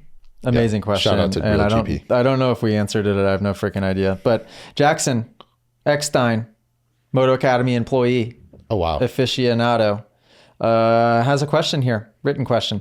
I would love to hear him talk, and by him he means Dr. J. Cav, talk more about mentality when it comes to team sports as opposed to individual sports. I play hockey in the winter, and it's hard to find the balance between this is all on me and everyone else needs to be pulling their weight. Ooh. I end up playing jump rope with those mindsets. Wow, that's a great question. And it's so funny because that question just crossed my mind, I know, within the last 48 hours. Because as an athlete, you have to be so selfish, right? In motocross, supercross, you have to be selfish. If you're on a one-man team, it's all about you. If there's a 450 guy and a 250 guy, it's all about the 250 guy. It's all about the 450 guy.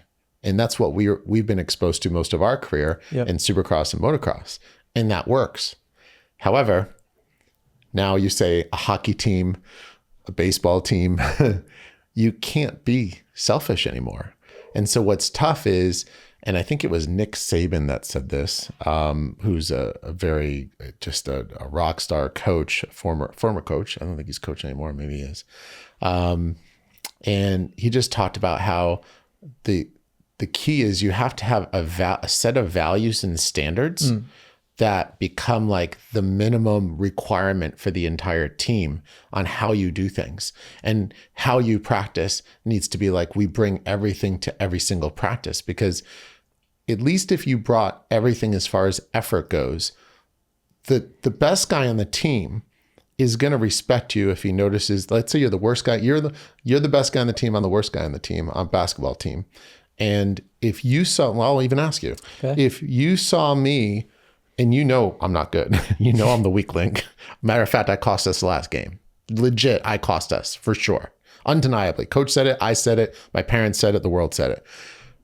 If you saw me go to the next practice after that, and you saw me early there warming up, asking questions, and you could see in my eyes that I was focused, and I grinded the whole practice, and you could tell that I really put effort into it, would you respect me or not, knowing that I'm the weakest link on the team at that moment?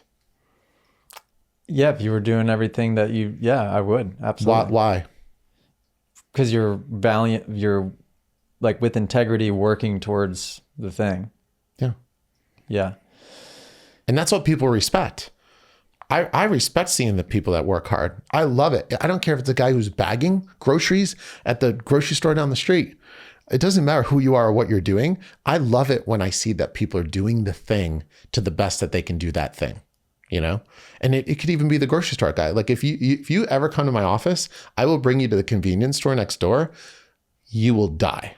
When I walk in there, we have so much fun. I walk in there, I'm like, Benj. I start swearing at them in Hindi, and they swear at me in Hindi, and we call each other bad names in Hindi. And then we start laughing. Sometimes they'll crank up the music and they'll dance. I'll be like, I want 80s music. And they're like 80s. And then, of course, I want 80s like American music. And they play 80s Indian music, which is even hilarious. It makes it even funnier. Wow.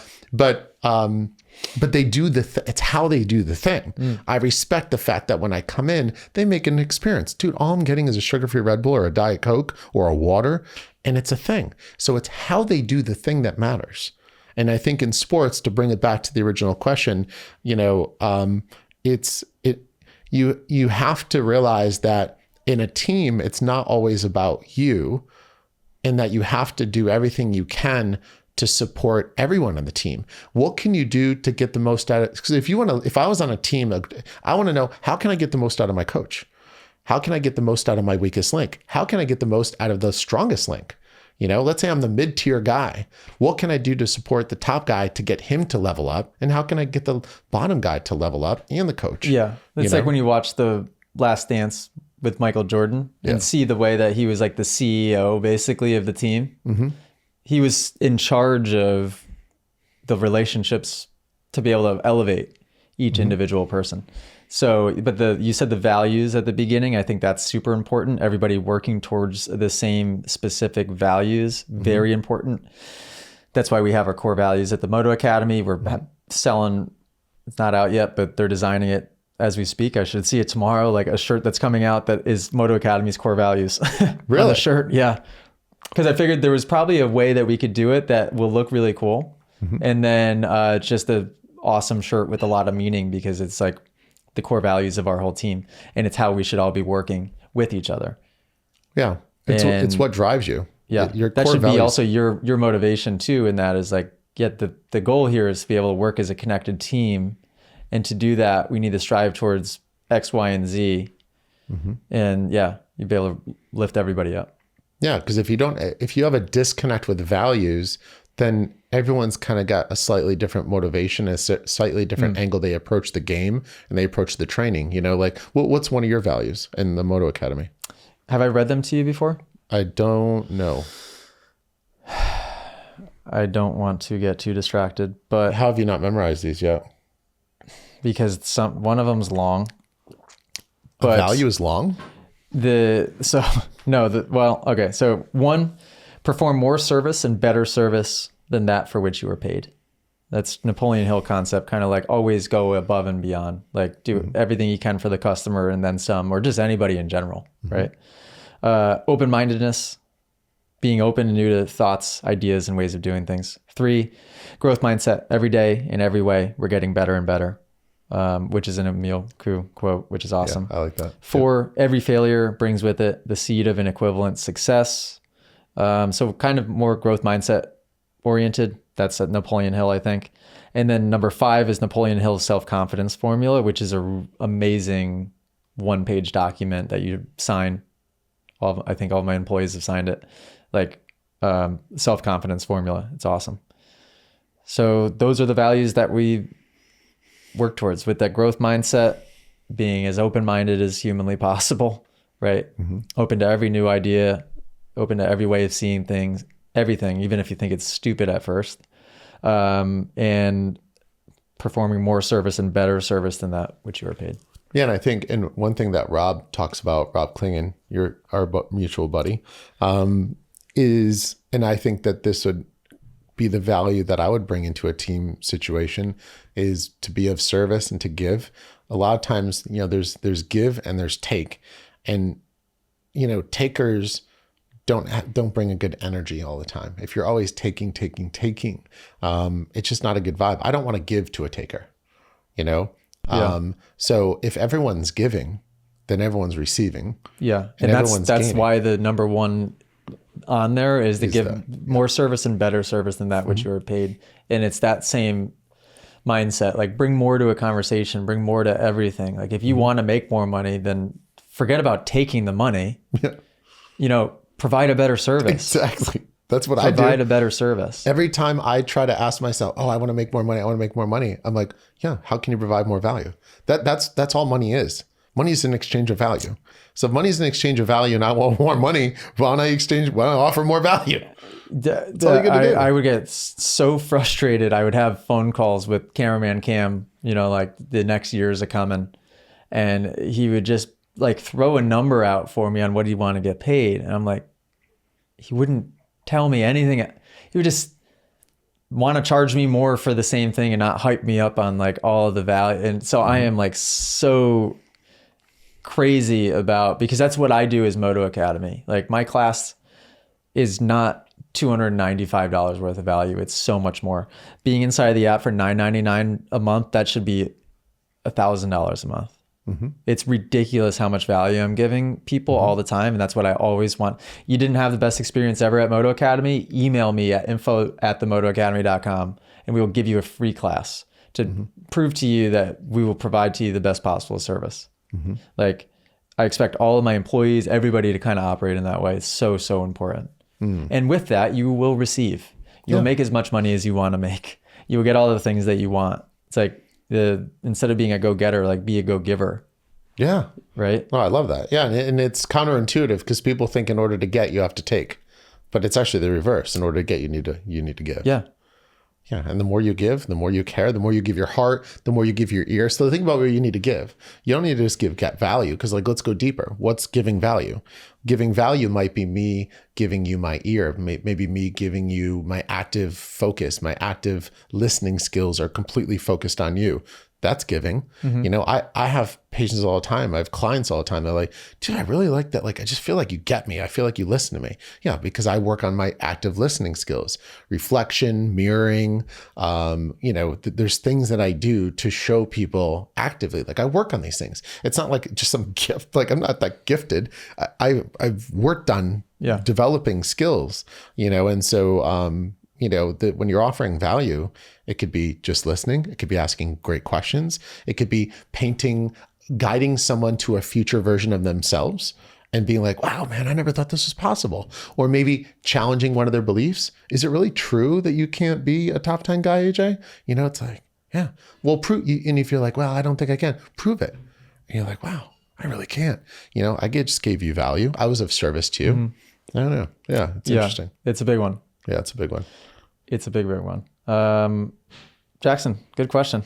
Real good question. Good question. And this is why I wanted to ask them early on, because I've felt like they would always consistently lead us down some rabbit hole of conversation. Mike and Andrew, another OG, ton of OGs in the app. Mike and Andrew said, I could use advice on staying present. Over the course of a few weeks, dirt bikes went from having fun and learning to some imaginary rush to be faster. I love that. Imaginary rush to be faster. That's good. Just talked about that. Wow. I like that phrase. Ooh. What was the first part of that? I was going to read it over again. Yeah. I could use advice on staying present. Over the course of a few weeks, dirt bikes went from having fun and learning to some imaginary rush to be faster. So before talking about presence, where I would go with that and where my mind went with that immediately was, it's that classic results focused. Like couple things. You could break that question down to a couple of things. One, results focused. I want an outcome. I need to get an outcome, right? So if it's outcome focused, a lot of times there's stress and there's worry and concern because a lot of it's uncertain. If you're on a gate with 40 other riders, you can't control your result as much as you think. And that's one of the biggest things I think in Moto that we don't understand. If I am on a volleyball team and I compete against your volleyball team, you're going to win or I'm going to win. So my odds of winning, like flip a coin, right? 50-50. We might win, we might lose, but I'm only competing against you. It's just head to head. However, in Moto, if there's 20 people on the gate, 25, 30, 40, whatever it is, right? The odds of me winning have gone down drastically. And Brian Latimer, one of our mutual friends, when he competes as a pro fisherman, he's competing against 160 other men. What are the odds of you winning, Brian? And so what's the point? The point is that if you focus too much on a result, especially one that is not completely, but a majority of which is out of your control, that's very unsettling. It's very stressful, and you're going to be thinking too far into the future. You're going to be overthinking. You're going to be worrying. You're going to have doubts. You're going to question your abilities, question your beliefs. There's this whole cascade of things that take place because deep down, you know that you can't control it as much as you think. There's so many what ifs. And so in this case, I wouldn't, we focus on lap time so much. It's like, well, how do you get to the lap time? Instead of focusing on the result of the lap time, focus on the process of how do you get to that lap time and have fun on that. Be curious, break it down. I think that's one. I think a second thing is, think about if I told you, you need to drop a second. Like, dude, I just did the fastest lap I could. Well, actually, you're 1.5 seconds off. If you want to qualify and make the main event, and like all of us flew out here. I flew out, Dave Drake flew out, Jeremiah flew out, this guy flew out, your Jamie drove the van here. Okay. Now all of a sudden you have all that pressure to drop into second and a half. And then the narrative in your mind is, I have to drop a second and a half. When's the last time someone told you you have to do something and you felt great about it? Never. I have to do something. Don't tell me I have to do anything. But that's the narrative we have in our minds in a case like that, where it's like, hey, I got to get faster. I have to get faster. That makes you unsettled, So how do you be present in that? Well, you go away from the results. You go away from all that and you just get totally fascinated in the process of things. Like when you were upstairs, before you came down, I was fascinated to look at your YouTube studio. I wanted to see, you have the SM7B, like the classic microphone. Like, this is the microphone that everyone has. Joe Rogan uses it, and like all the other pieces. And I'm like, oh wow, what's this space like? Just be curious and enjoy and to be present, feel the chair, look around, be aware of your surroundings. Look at wow, this is a cool track. Feel the dirt, work on your bike. Simple stuff. Very simple stuff. Yeah. But think about all your 5 senses and try to activate them all instead of being so focused on what you have to do. Just enjoy being there. Yep. And if nothing else, remind yourself that you're riding a dirt bike. It's pretty cool. It's pretty cool. It's pretty cool. It's pretty cool, especially in his situation. He's a father of his son rides. He wants to be able to ride with his son. Mm-hmm. What's the goal? The goal is to be able to have more fun while you ride and do it more safely. And spend time together. Yeah. That's it. Yep. Did you spend time together? Yes or no? If you did, you won. If you didn't, you didn't. And learn. And learn. Just like anything in life. So yeah, that's some pretty, I think, low risk type of goals that you give out. I mean, those are not high pressure goals whatsoever. Yeah. And even if they were, the solution is process over product, and just be as present as possible by focusing on simple things. Mm-hmm. What you just said was a good descriptive, because when you start to describe and think about the mic, or you just start to describe and think about how this chair looks and feels and smells, you have no choice but to become present in that moment. So it doesn't take much. Yeah. And that's the whole thing. Don't forget what like you just said, you brought up a great point, which is being present. A lot of it is just shifting your focus into the now, and you're so immersed and like feeling like, wow, what does this feel like? This mic, is this the SM7B? Yeah, it is. Like I can't simultaneously be doing that and then be worrying about a result or be worrying about a lap time. It just, there's no way your brain just can't do it. Yep. And so that's what makes being present so good. Whereas if you and just the whole idea, your mind's going to trick you and say that whatever you're trying to, that future situation that you're trying to like figure out in your head, your mind's going to trick you that that's the important thing. When really the goal, the entire goal is to be as good at being present as possible. Yeah. What else is there to life except for just like actually being present in every moment? Yeah. Because that's the entire purpose of all of it anyways. Yeah. So let's say that we're at a track right now. We're at, I don't know, Philly. I'm going to Philly this weekend. So are you going to Philly this weekend? Probably not. Did you go to Gillette? I did. Yeah, I did. Yeah. My nose is still peeling from Gillette. Anyways, it was a bit cold. You didn't miss out. I know. Thank God I didn't go. Yeah. So, but it's great to be in the motocross, supercross scene, even though you're freezing. Anyways, but I'm going buck nasty over here. oh wow, you can do 2 of these? You want to go? You want to go crazy? I'll go head to head with you. Okay. Did you got enough of these? Wait, tell us more about this. This is the same one. Same thing. Okay. So we're just going to double down. I don't know if they recommend this, but I'm sure I'm positive that it's fine. I don't see any warning. I can't actually read up close. I don't have my reading glass on, but I mean, there's a lot of happy, like, I like this picture. It's nice, isn't it? I do like the packaging on this. I like the logo. I was just kind of like, you know what I like about it is it doesn't seem commercial. It seems like some dude who's dating a woman who's got a mom with like a bunch of mushrooms in her backyard and they're authentic. And she's like Polish, doesn't speak a lick of English. Like that's where this came from. Yes. I like that. Most of the products that we try to get are that vibe. And what happens, you have to be careful when you go to Whole Foods is these companies sell and you don't know that they sell. And then next thing you know, what was once grass-fed, no seed oil, whatever the heck you're going after, it's no longer that. It's done. But yet it looks convincingly similar, the packaging. So you got to be careful on that. Cheers again. Cheers. Magic Mind. MagicMind.com/ no. God dang it. Magic Mind, what is it? MagicMind.com and then code Moto Academy 20. And I'm unsure of how much that saves you. I don't think it's $20 or 20%. I think it's actually more than that. But really, try it and find out. Try and find out. Yeah. Get curious. Get curious. So Mike and Andrew, good question. What were we talking about before I broke the Magic Minds out? About being present. And so being present brings your focus into the now. Instead of thinking what went wrong or thinking about what you want to do, you're just completely immersed in the moment. You're not actually really even thinking. You're actually interacting. Sorry to interrupt. Yeah. 2 of the best books I've ever read off the top of my head when it comes to the topic of presence. Power of Now. Power of Now, Eckhart Tolle, obviously, absolutely unbelievable book. Read it 100 times. And wherever you go, there you are. Oh.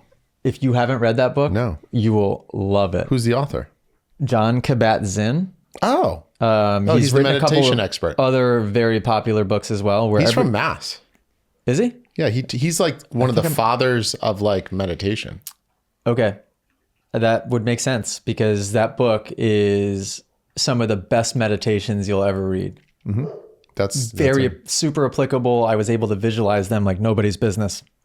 I remember I read that book in its entirety. I had class, I think, either Compound MX or ADK at track in New York.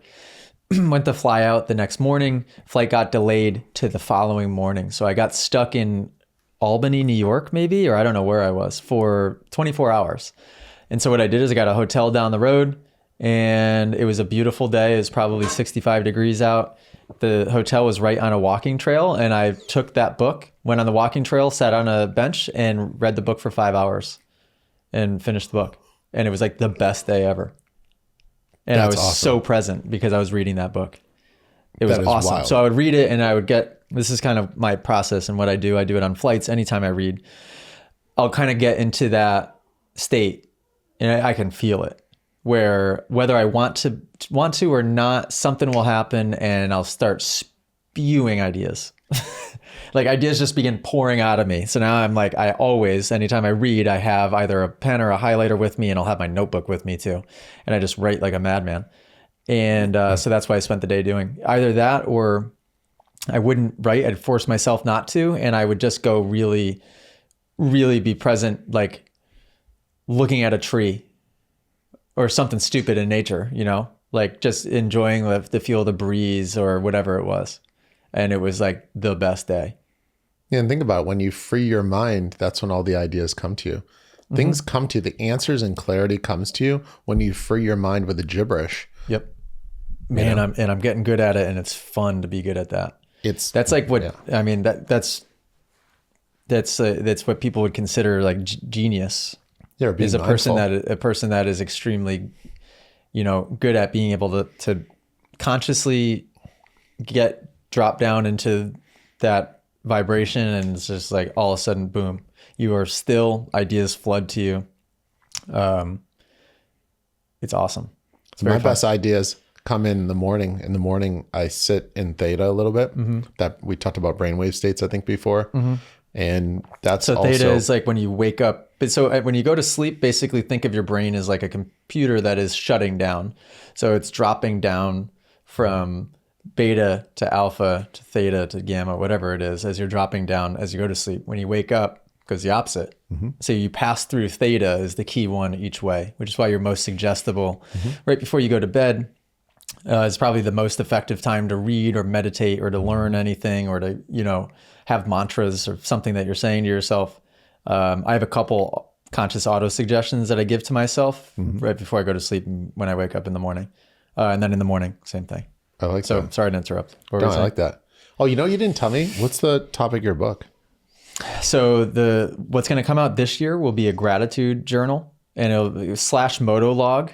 I haven't decided yet if the gratitude journal will be its own standalone thing or if we'll combine it with a Moto log. I felt like it would be cool to combine it into a Moto log as well. And I figured that would be a good segue into books for 2024. And then 2025, I wanted the first book. I think I have 4 written out. And so I'm the beginning stages of writing it is I'm basically like creating the entire framework around the intention for each one, what the chapters are going to look like. I think that I want to kind of have the same concept of 100 pages, less, Yes, short-ish, to the point. 2025, I think the first one was just going to be Moto Academy mindset. I could be wrong. And it was going to kind of lay out the entire foundation of what is Moto Academy mindset, what are core values, a couple of main things that we should be, I don't want to say all of it though, but I have a lot of amazing stuff in a note somewhere in here. And the amount of notes that I have is absolutely redonkulous. I would love to see it actually. Give me 1 second because I would love to find it. Do you write notes on your phone too? Yeah, but sometimes I like to speak them into my voice recorder more because I feel like they're more authentic like that. Sometimes when I write differently than I speak. When I speak, I feel like I'm not trying as hard and I'm not trying to sound smart. I'm not trying to do anything. I'm just trying to get my point across. Whereas sometimes when I write, I was never the best writer. So I've become much better, but I still have a lot of room to grow and improve, which is why I continue to write. You know, I think a lot of people, I think that's the thing that, you know, when people talk about never giving up, people talk about never giving up, but they don't realize that never giving up sometimes just means being unrelentless in your pursuit for wherever you want to be. Like I could easily say that I'm not the best writer, but if I just wrote, I mean, I've already written 1 book. I'm almost done with my second. I already started writing my third actually this morning, funny enough. It's a guide for parents on managing student athletes, youth athletes. I like it. It's really like that's 80% of the people that reach out to me. I have kids. It's sad. Like I actually tear up. I have people that literally would go on Google, type in something. They'll end up on my ad or my website or YouTube or whatever, and they'll reach out to me. And it's like these kids are like 14, 15, 16, 17. Their parents don't even know they're reaching out to me. And they're literally like falling apart. and they're just like, if I don't get this scholarship, if I don't get recruited, if this doesn't happen, then why? And their parents are not helping. And sometimes the parents are actually extremely smart and extremely gifted, extremely successful. And they put so much stress on their kids at such an early age that sometimes these kids are they're struggling, man. I mean, I'd say I get a lot of that in Moto Academy, that 16, too? 17, 18 years old, young, kind of like either just finishing high school or kind of like right around that age, right? Mm-hmm. Really lost and confused and scared. Yeah. Yeah. Scared to let their parents down, scared to fail, scared of the repercussions of what they've imagined in their mind their parents might think of them. Mm-hmm. And it's rough. And so I've realized that in the last 3 months, I'm like, wow, do I need to be coaching the kids or do I need to be coaching the parents? And I think that the answer is probably both, because the damage from the kids has to be addressed and the parents don't know how to address it, and the damage has already been done. So I need to do reconnaissance on that and do what I can to help them deal with and learn why their parents said what they said, why they do what they do. But then I also need to try to help the parents maybe stop doing what they're doing. And it's got to be all of it. It needs to be both. And so that's why I'm going to create I already started writing the second book on that.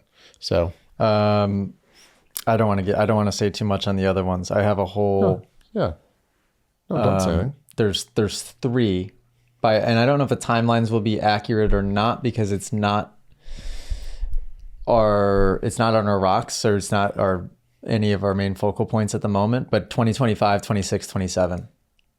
Yeah. And why does there even need to be a time frame? Yeah. There's no rush on that, because my vision for transcending Moto a little bit more wasn't until 2033 anyways. Like when I'm, really, really want to be in a space all consuming, not just motocross.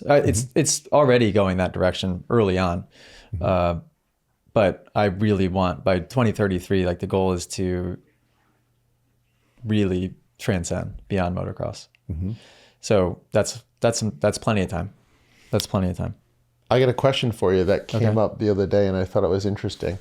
Is I get a lot of people that reach out to me and I pay a lot of attention to the forms that they fill out, the questions they ask. I have a lot of texting, and I was looking back at reflecting on it the other day, and I'm like, what is, I know what these people are asking me, but I'm like, no, let's be a little bit more intentional about like, what's the most common thing people are asking me? And it was funny because I started realizing the word confidence comes up a lot. And so I thought it was interesting. So I asked a couple people, I'm like, so you say that you want to be more confident. Okay. What's confidence? So imagine confidence isn't even on my radar of intentions or words or any of it. Yeah. It's a byproduct of what I'm focused on, and like not even a secondary byproduct. Like confidence is such a weak word in my mind. Yeah, it's interesting because let me ask you this. What do you think people said when I asked them? So imagine this. You want to be more confident. And I ask you, what's confidence? What do you think people say? Oh, interesting. That you're good at something? You did better than most. Well, most don't even have an answer. Oh, okay. So I could give you my answer. Yeah. But imagine how insane it is. Most people can't even come up with an answer. Yeah. Most people don't even know how to respond. They're like, well, I mean, I don't know. I just want to be more I'm like, no. And then I'll push a little bit. Talk about lack of self-reflection, right? Yeah. Well, it's lack of direction, not even self-reflection. There's nothing to reflect on yet because you don't even have a direction yet. You literally are upset. You've reached out, you went on to Google, you reached out to me, you went on to YouTube, wherever you came, you got to me. But you don't have confidence and because you don't have confidence, but yet you don't know what it is. So you want something and you don't know what it is, and you're contacting me to find out why you haven't gotten it yet. Yeah. Could that be part of the problem? And it is. And so what's interesting is with confidence, people need to get clear on what it is that they're even aiming for. What is it you even want? Why do you want it? What does it look like? If you were to touch it, what would it feel like? If you were to hear it, feel it, like just just activate all 5 of these senses and tell me, like, what is this thing? It's just a word. What does it even mean? Is it a feeling? Is it a result? Is it an outcome? Is it accolades from you? Is it accolades from a parent? Accolades from a coach? What the hell is it? And what's interesting is within this process, I actually challenged myself and I said, okay, well, you're challenging them. Why don't you answer the damn question if you're so smart? And so I was like, all right, I will. And so, I talked about it with myself and I was like, wow, this whole confidence thing has got so many moving pieces that the reason why people can't really answer the question is think about how many pieces there are to it. So you talk about confidence. Confidence, you could argue, and tell me if you agree or disagree with any of this. Confidence could be, or part of confidence could be the words and phrases you say to yourself, right? Those either, oh yeah, I feel like I'm the man, I feel like I'm great, versus the opposite, confidence. It could also be, do you compare yourself to other people, or do you compare yourself to your former self from last week or the last event? If you're comparing yourself to yourself and you've gotten better, you're confident. Would you describe it? Because when I hear confidence, the first word I think of instantly for me is belief. Yes. Real belief. True, honest, genuine belief that's not forced. Real belief. True belief. And I think that a lot of people don't know what that is and don't know what that feels like. Mm-hmm. But then if you could take that a step further even and then say, well, what is belief? Mm-hmm. Then you can start digging pretty deep. Oh, yeah. I've read The Biology of Belief by Bruce Lipton, which talks about like at the cellular level and beyond, like the subatomic particle level of like what are atoms, what are things made up of, belief is that. It's the subatomic, it is the thing that it's ethereal, it doesn't exist yet. It's an idea. Mm-hmm. But if you believe it to be true, that is what manifestation is. That is the first step to it actually becoming true, is somebody believing that it's true. So if you want to call that confidence, sure, but I feel like confidence is very weak. It's not even on my radar. The only time I talk about confidence is I get a common question of how do you build confidence while jumping? And I'll talk through a very practical way of building said confidence with jumping in just a really like strategic way of learning it on a jump that's safe, that's, you can go long, you can go short, and it's forgiving. And I talk about a way of doing it to build said confidence. Mm-hmm. But it's interesting that's even, I feel like that's the wrong question to be asking, which they can't answer in the first place. But yeah, that's probably a bad question. Yeah.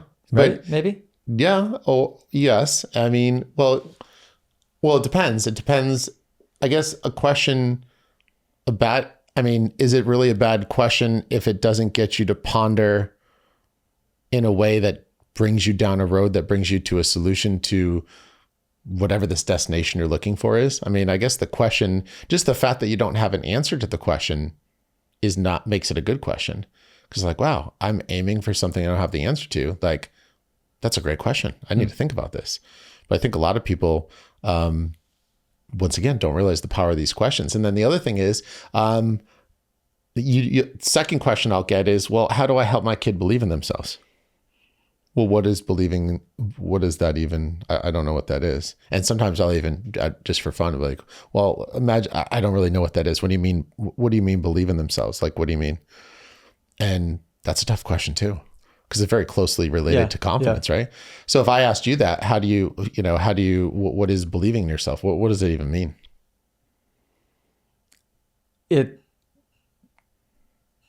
I would describe it as it's building a vision in your head of what something looks like so vividly, and you practice it so many times that you cannot tell the difference whether it's true, hasn't happened or has happened. As far as you're concerned, it has. And so you have a deep rooted belief. What's a better way to explain it? That's how I feel. That's how I would describe belief for myself, at least, is either I can I can explain a vision to you and tell you how something is going to look, feel, taste, smell, the whole thing, or I can pretend that I'm doing it and not feel it and not actually believe it. It's the imagination versus will thing. I could say it and I'm not actually connecting with it, believing that it's true. Feels like it's not my identity. It just, yeah, that's tricky. Does that make sense? Yeah, no, it does. But it's the exercise of even just asking yourself this is so valuable, right? Like even with me, like as I was listening to you, I was even thinking like, do I believe my book is going to be like, going to do well? Do I believe it's going to be a good book? And I was like, wow, yeah, I definitely do. And there was a lot of conviction in that. So conviction is part of belief. But then why do I have conviction?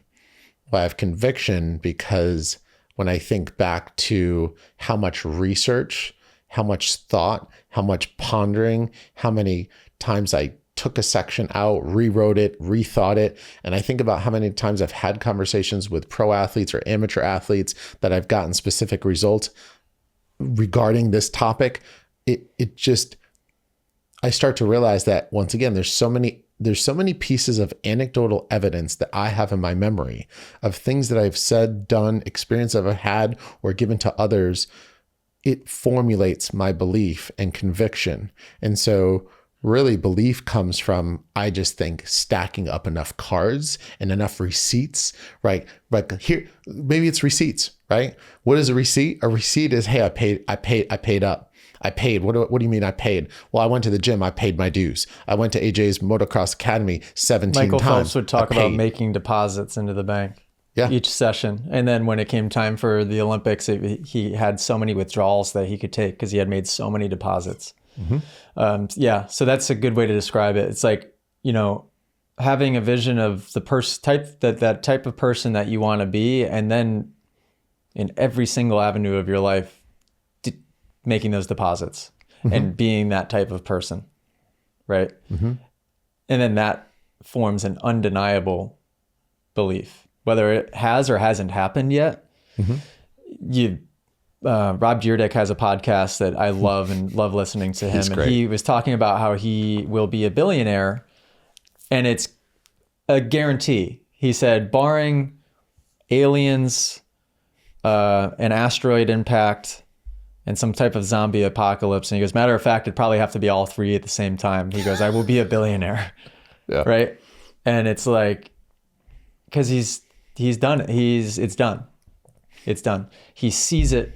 He tastes it. He smells it. He's had that. The vision is so clear, and he is doing every single step of the way without any excuse, without any like, I'll do these 4 things, but I'll leave out this one. It's the same thing when you line up at a race. You cannot fake belief, right? It's the same thing. I was texting Michael Chandler yesterday, and he's going to be fighting Conor McGregor. Conor McGregor has an insane belief, but could he get inside of the octagon for that fight after all of what he's been, the lifestyle he's been living, or so we would guess, right? Versus Michael Chandler, who's been completely dedicated to the fight game, and that's it, and only focusing on that.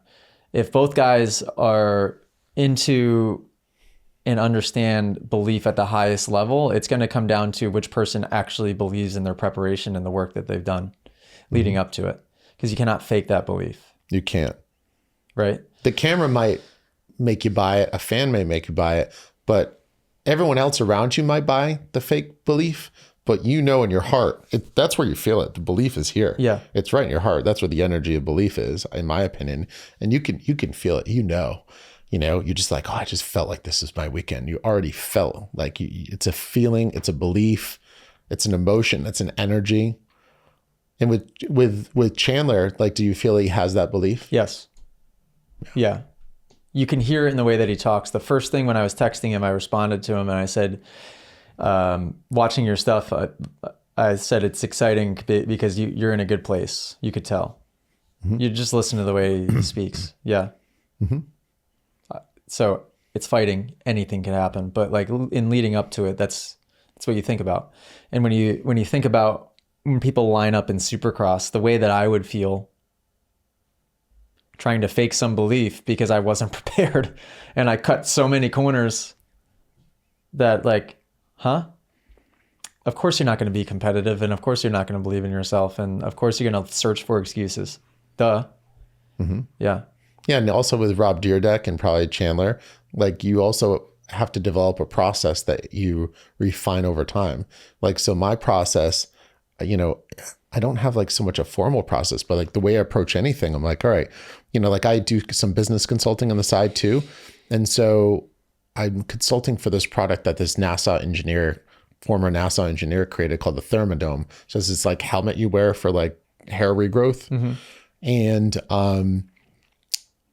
my process, I have a process for like websites and for business where it always starts with like, what's the problem? What are the pain points? What are the emotions people are selling? How do I sell them on what the consequences of not solving the problem are? And so like, I just have this process.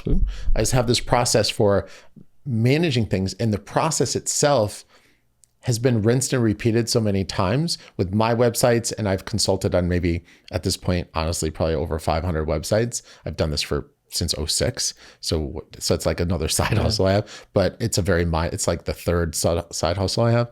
And I just have a process that just works. And so what's great is when you have a process and you have a systematic approach, and you start to realize when you listen to some of these successful people, they always talk about process and systems. Yeah. And they talk about that because what a system is that you have, let's say, they say these 17 steps for approaching a situation or whatever it is. And of those 17 steps, you've rinsed and repeated and refined each of them, tweaked this one 2%, this one 1%. Ooh, this one's off 7%. Got to work on that. And then like each one of these parts of your process and system have been optimized over time, consistently refined and improved to the point where your process becomes part of your belief as well, because it's been proven time and time again. So it's factual. It's not fiction. It's been proven. I believe in the system. Why? Because it works. Because I've seen it work. And I've used the same system on this, that, the other. And so there's my belief. It's based on process and systems. Once you get that momentum rolling, it's a good feeling.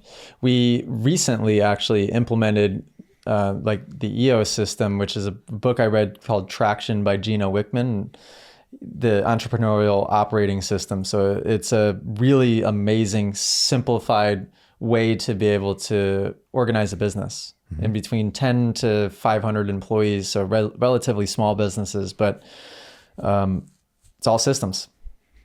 It's all systems. And what it does is exactly that. You refine, optimize, evolve in each category. And it's growth mindset really is what it is. You just get a little bit, fraction of a percentage better at each of them every day. And it's just, you level up forever. That's all you have to do. It's an amazing feeling. Yeah. That's belief.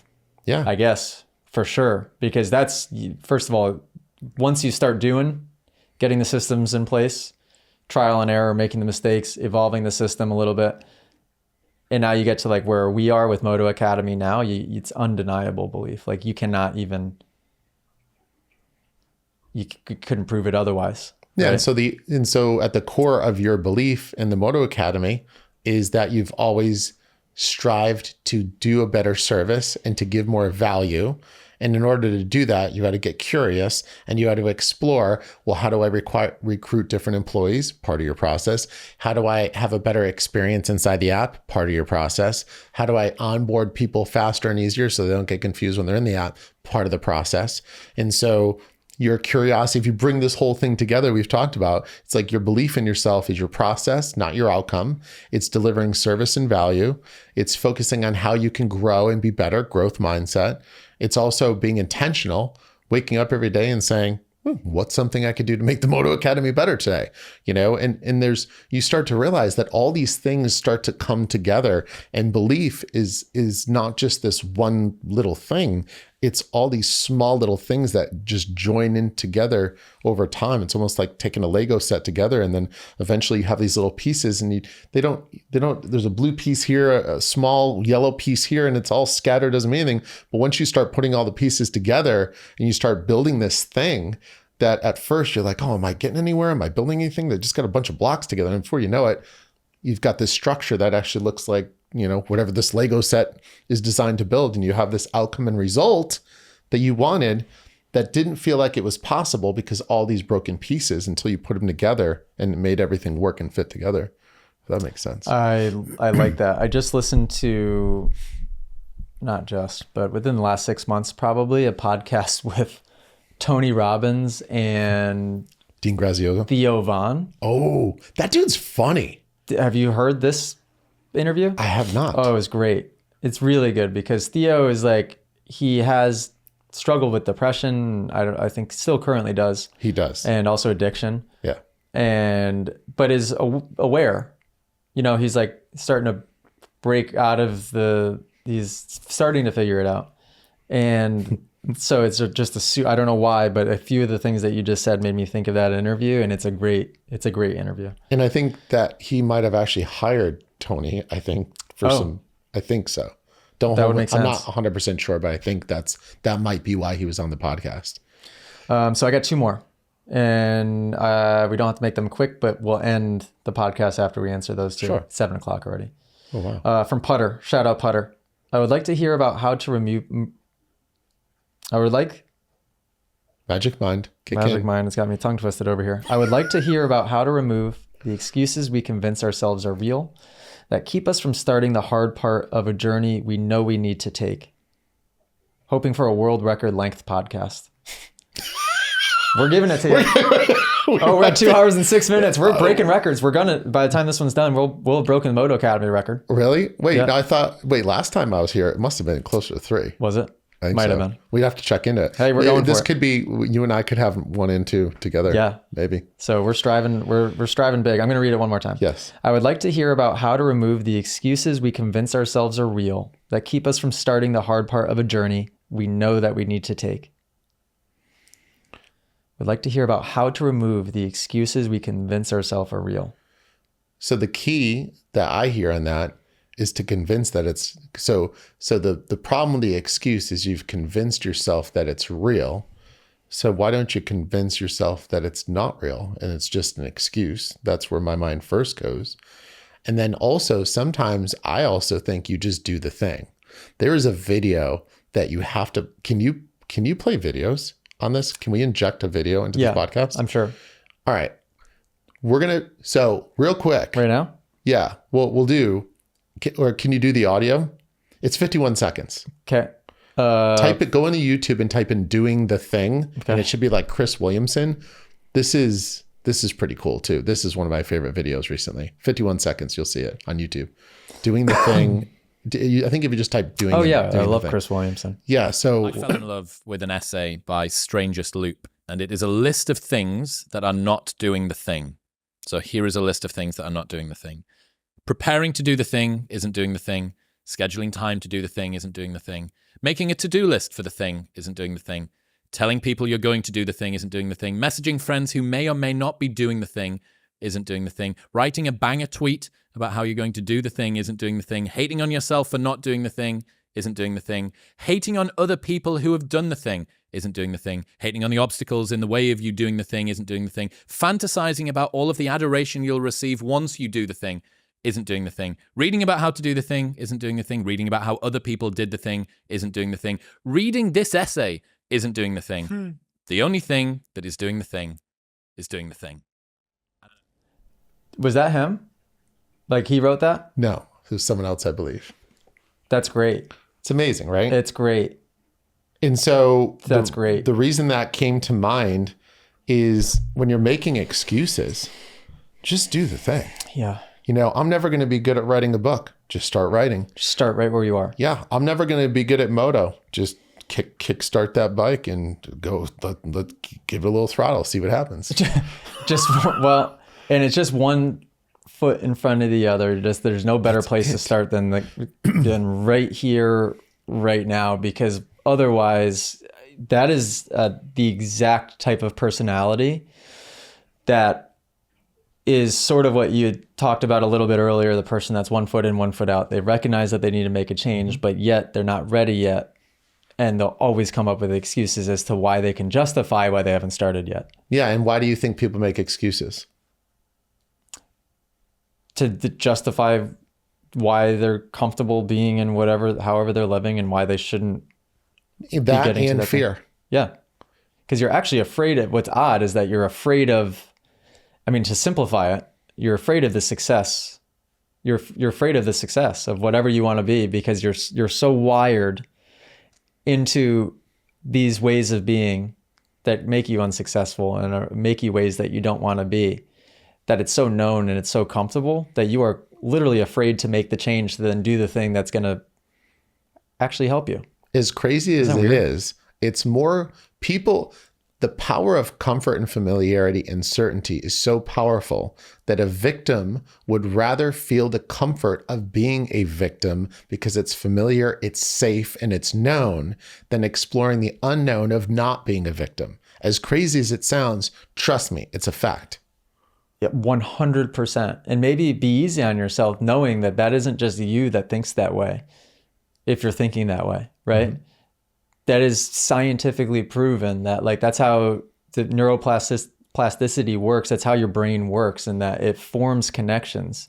And then you also, it forms connections that then delivers and trigger certain responses, whether it's dopamine kicks or whatever it is, that your body then becomes addicted to that familiar feeling. Mm-hmm. It could be the worst feeling of all time, but you experience it enough and that trigger reacts enough, you are addicted to that horrible, horrible feeling. Mm-hmm. At a cellular level. Like, you believe, like, that's become your identity. So yeah, it is not difficult, but it takes time, one gradualness, like one step at a time, chip away at it. But you gotta start. Mm-hmm. You've got to start chipping away at that. Yeah. And that's why getting uncomfortable is so ridiculously underrated, and going into the unknown is so, like, doing something that you don't know what the outcomes are. You might suck at it. Going into the unknown is so important. Going into the uncomfortable is so important. Going into the uncertain is so important, because that's where change happens. You cannot change if everything is familiar, certain, and comfortable, because that can only be by default what you've already experienced. And was it Albert Einstein that said you cannot solve a problem with the same mind that created the problem? I believe it was, yeah. And it's true. And so if you could just master the skill of getting uncomfortable, embracing the unknown and uncertainty, that alone could propel you in so many different ways. Just that skill alone, It's a beautiful thing too when you start to do that all the time, because it's a nice way to live. Yeah. I mean, yeah. Oh yeah. Like, I had just everything. There's uncertainty absolutely everywhere. Yeah. It's just either you're denying it or you're embracing it, and you're using that energy to your advantage and flowing with it. Right? Yeah. And so if you have the fear of taking a first step or starting something, think about it. If you have a fear of starting a business, that's a big one. If you go on how to start a business online, making money online, everyone wants to make money online. Everyone wants to do a course like you're doing or be a coach like I am, right? And it's so funny because I have people all the time that ask. I literally have had, I think in the last month, 4 people that are like, hey man, like, you send messages to people on WhatsApp, and then you're on these podcasts, and I see that you're going to Spain. Like, dude, I'm going to Spain. I'm going to Riva, Lithuania. I don't even know where I'm going. I'm going to Europe 6 times, and I'm getting paid to go because I'm working with a great athlete who is he's great. And so my whole thing is that I magic mind again. No way. I checked out. Dude, I'm checking out. You know what? I think 2 might have been a mistake. 2 might have been a mistake. Yeah, for sure. There's zero question that 2 magic minds is pushing the limits. Yeah. Are you like? Yeah. I think. Yeah. I think these. I feel feel good. Yeah. I feel focused. Yes. So everything I'm getting delivered on the product. Yep. But I think I'm so. My mind is. Are you overshooting it? I might be overshooting. Yeah. Yep. I could see how that would happen. I almost overshot it a couple of times, but I was able to pull the clutch in quickly. But anyways, going back to uncertain, unknown, unfamiliar, you just, that is the key to growth, is to dip in and out. Always be dipping it out. It's a pendulum. It's dipping out dipping in, dipping out, uncomfortable, uncomfortable, uncomfortable. Wow, this felt uncomfortable, but get exhilarated by the uncomfortable. And the thing is to manage the feeling, because feeling is a secret. You know this. And so feeling is a secret. So if people say, well, how am I supposed to manage the uncertain, the uncomfortable, and the unknown? Well, manage the feeling associated with that. I feel excited about the fact that I don't know what's around the next corner. I love going to a place I've never gone before. I love the fact that I'm flying to Madrid, I think next week, and I've never been there. So it's unknown, it's uncertain, it's unfamiliar. I might get off there's a train. I haven't even booked a rent-a-car, nothing. There's like 5-6 days. I have no idea. Am I going to the Grand Canaries? Am I going to fly there? I'm going to Mykonos or not Mykonos, Mallorca, Menorca, Formentera, Ibiza, or am I just going to go up and down the coast? I thrive in the unknown, but most people don't. And if you can get yourself to thrive in the unknown, be excited about the unknown, be like, I don't know if this is going to work, right? Because think about it. That's the fear. The fear is a fear of failure. I don't know if this is going to work. I'll start a business, but AJ, I just don't know if it's going to work. What do you, like, of course you're not going to start. Like, why would anyone start something if you marinated in the motion of, I'm going to be guilt, shame, humiliation, embarrassment if it doesn't work? Okay, then just don't allow that to be an option. Just make sure it works. Like, do everything you can to offer value and to offer to the bigger problem someone has in their business or their life rather, the bigger your business can be, because the bigger their problem, the more important the solution and the more they're willing to pay for the solution. Like with me, when people reach out to me, I always say, what are the consequences of you not solving this problem? If you don't work with me, what are the consequences? My kid's never going to live their dream. Hello? Your kid's 17. You've invested 13 years from the age of 4 until 17 to get him to be a pro athlete. And now he's choking under pressure. He's comparing himself to others. He has fear of failure. He doesn't want to let the coaches down, doesn't want to let the team down, and he's choking and he's not taking shots. I get this message all the time. And people are always like, well, how do you deal with that? And the key is managing the emotions of it all. The fear of failure. What are we fearing? We're fearing the emotions. Guilt, shame, humiliation, embarrassment. That's what you fear. You fear feeling those feelings that you don't want to feel. Figuring that out, by the way, is the most valuable thing money can buy. So you can name your price when it comes to that. Yeah. If people the people that truly understand, the problem is trying to convert people to understand the importance. Because if you're living in a world where you don't understand how valuable that is, I love that clip.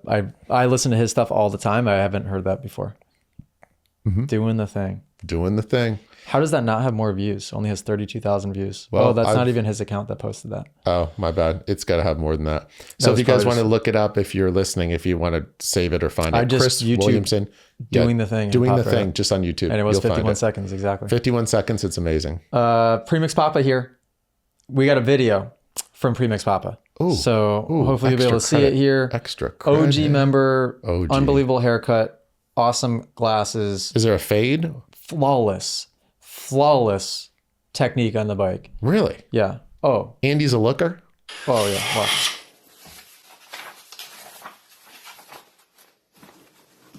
Hey, AJ, can we talk about being in the alpha state before we go do our ride drills or even race day? Thanks, man. I love it.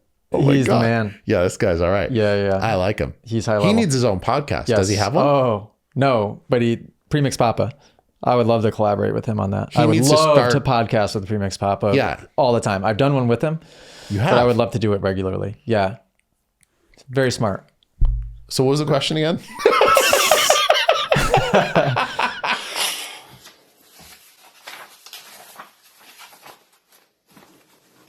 Hey, AJ, can we talk about being in the alpha state before we go do our ride drills or even race day? Thanks, man. Alpha state before bike drills. Can I?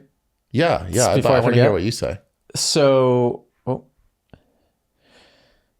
there's different frequencies of your brain, which we talked about a little bit before. Beta is kind of where you're going to be conversational, going about all of your day, mostly in beta. We're in beta right now. Higher states of beta for probably most people that are like really stressed and in survival mode, like they're betaed out, right? Alpha is when you're dropping down more into like a meditative state, not quite, but when you're getting down to that, it's like flow state would take place in alpha or in the threshold between alpha and theta. Probably, yeah, somewhere in there. Like that's where flow state is happening.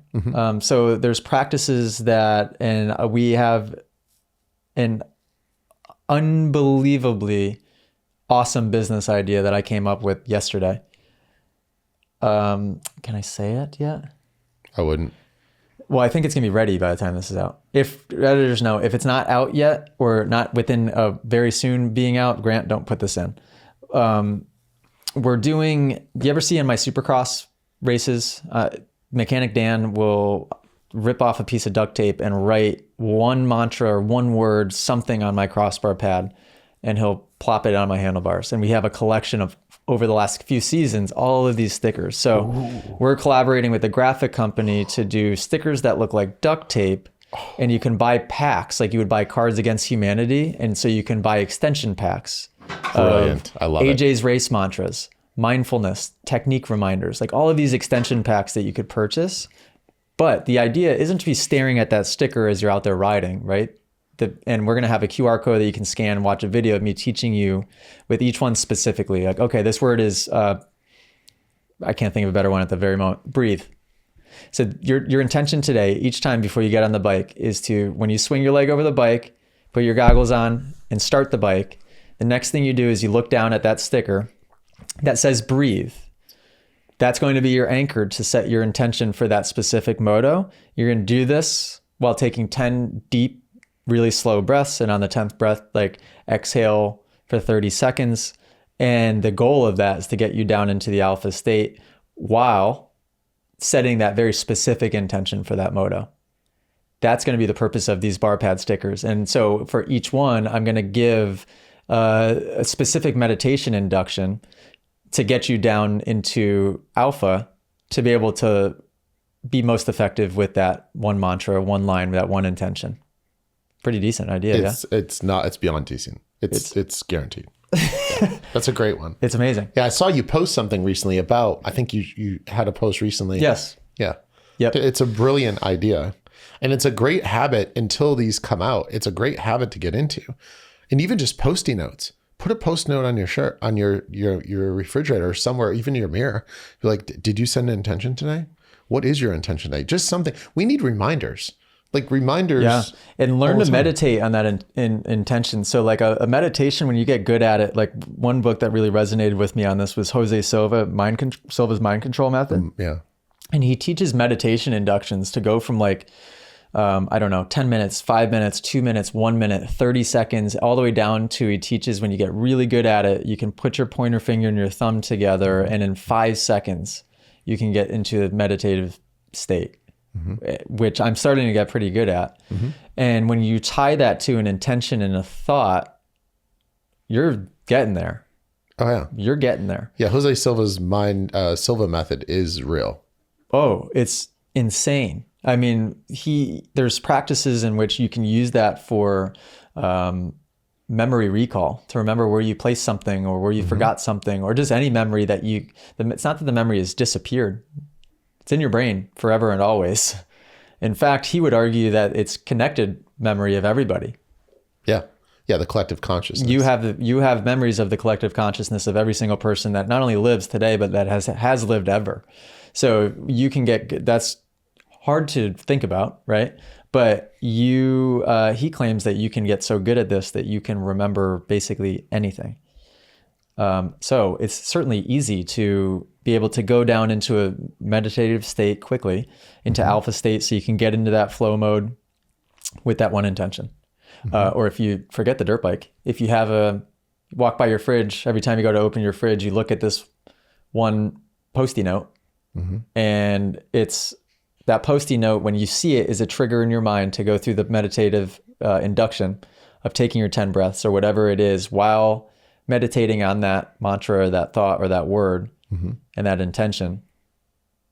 And it's as simple as that. Because you'll start to get better and better and better at it, to where those states last for longer periods of time. And then it becomes eventually your whole day, right? of course, things happen, pulls you unconscious again, and then you have to you catch yourself. We talked about that at the beginning of the podcast. That's anybody. Everybody's human. Like that is the human condition. Is that we fall back out of it, right? And we fall back unconscious. So the more you practice that, and Premix Papa is a very, very, very, very conscious person, far higher level than me, far higher level than me. And yeah, I love that. What a great question. Yeah, that is And I'm great. so excited about that business idea because it's awesome. It integrates all of it. Like, what a cool idea. People love stickers, first of all. Even if it was mindfulness aside and it's just a reminder on your crossbar pad of what to be doing and it's made to look like a sticker, great idea in itself. But tying in the concept of making it a meditative induction process based on a QR code on the back side of the sticker. And then you could buy extension packs and then just always have these different stickers going on your bike. It's so cool. And you know what? I never even showed you. I created this thing called Oracle cards. I'm going to bring a set over for you. I think you might like them. Okay. That sounds like a similar idea. It's a similar but different idea. And I just all of a sudden I was writing a book. I think I might have mentioned this before, but I was writing a book. I was in a book club and it was like 95% women. And there was like 200 of us in this like book. It wasn't even a club. It was like a full blown like book creation group. Everyone was legit. And I told them I was stuck. And everyone's like, yeah, you're stuck because you don't have a book. And then they're like, what? I'm like, what do I have? Like, you have Oracle cards, you don't have a book. And I'm like, I don't even know what that is. Looked into it, researched it, created them. I have like 300 of them that came in from China that I have. Oh. And it's very similar to what you have. It's just a reminder. It's a pause and ponder. Just stop. If you just, the power of the pause, man.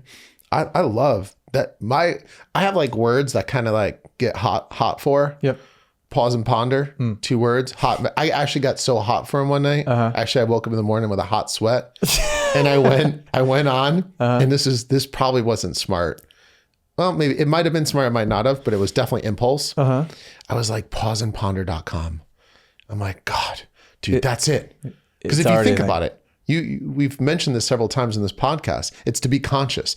How do you become conscious? You have to pause. How do you make a better decision? Pause. How do you course correct? Pause. It all starts with a pause. You just stop for a moment and be like, whoa, I'm about to go off on Allie because she said this thing that triggered me, but I'm going to choose not to. Amazing.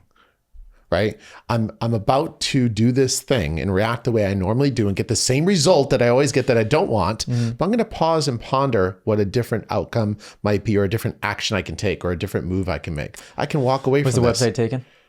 It was for sale. Oh, it was? For like $1,800 at like 4:30 a.m.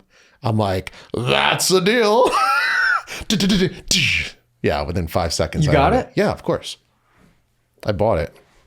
I did a payment. That's great. I did a payment plan. Though. Pauseandponder.com. Yeah, I own it. That's great. Yeah, there's nothing there, so don't go to it. I haven't done anything with it yet because I still have 6 payments.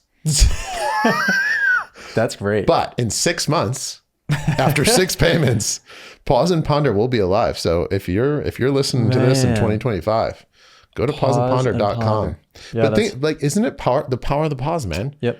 Like think about think about the simplicity as we wrap things up. Think about the simplicity of some of the words that we brought. If you just said, what is confidence? And you just explored it. What is self-belief? What will cause me to believe in myself? And then also do the reverse. What's causing me to not believe in myself? What's causing me to not feel confident? Go both ways. Go both ends and just explore. Be curious. Ask questions.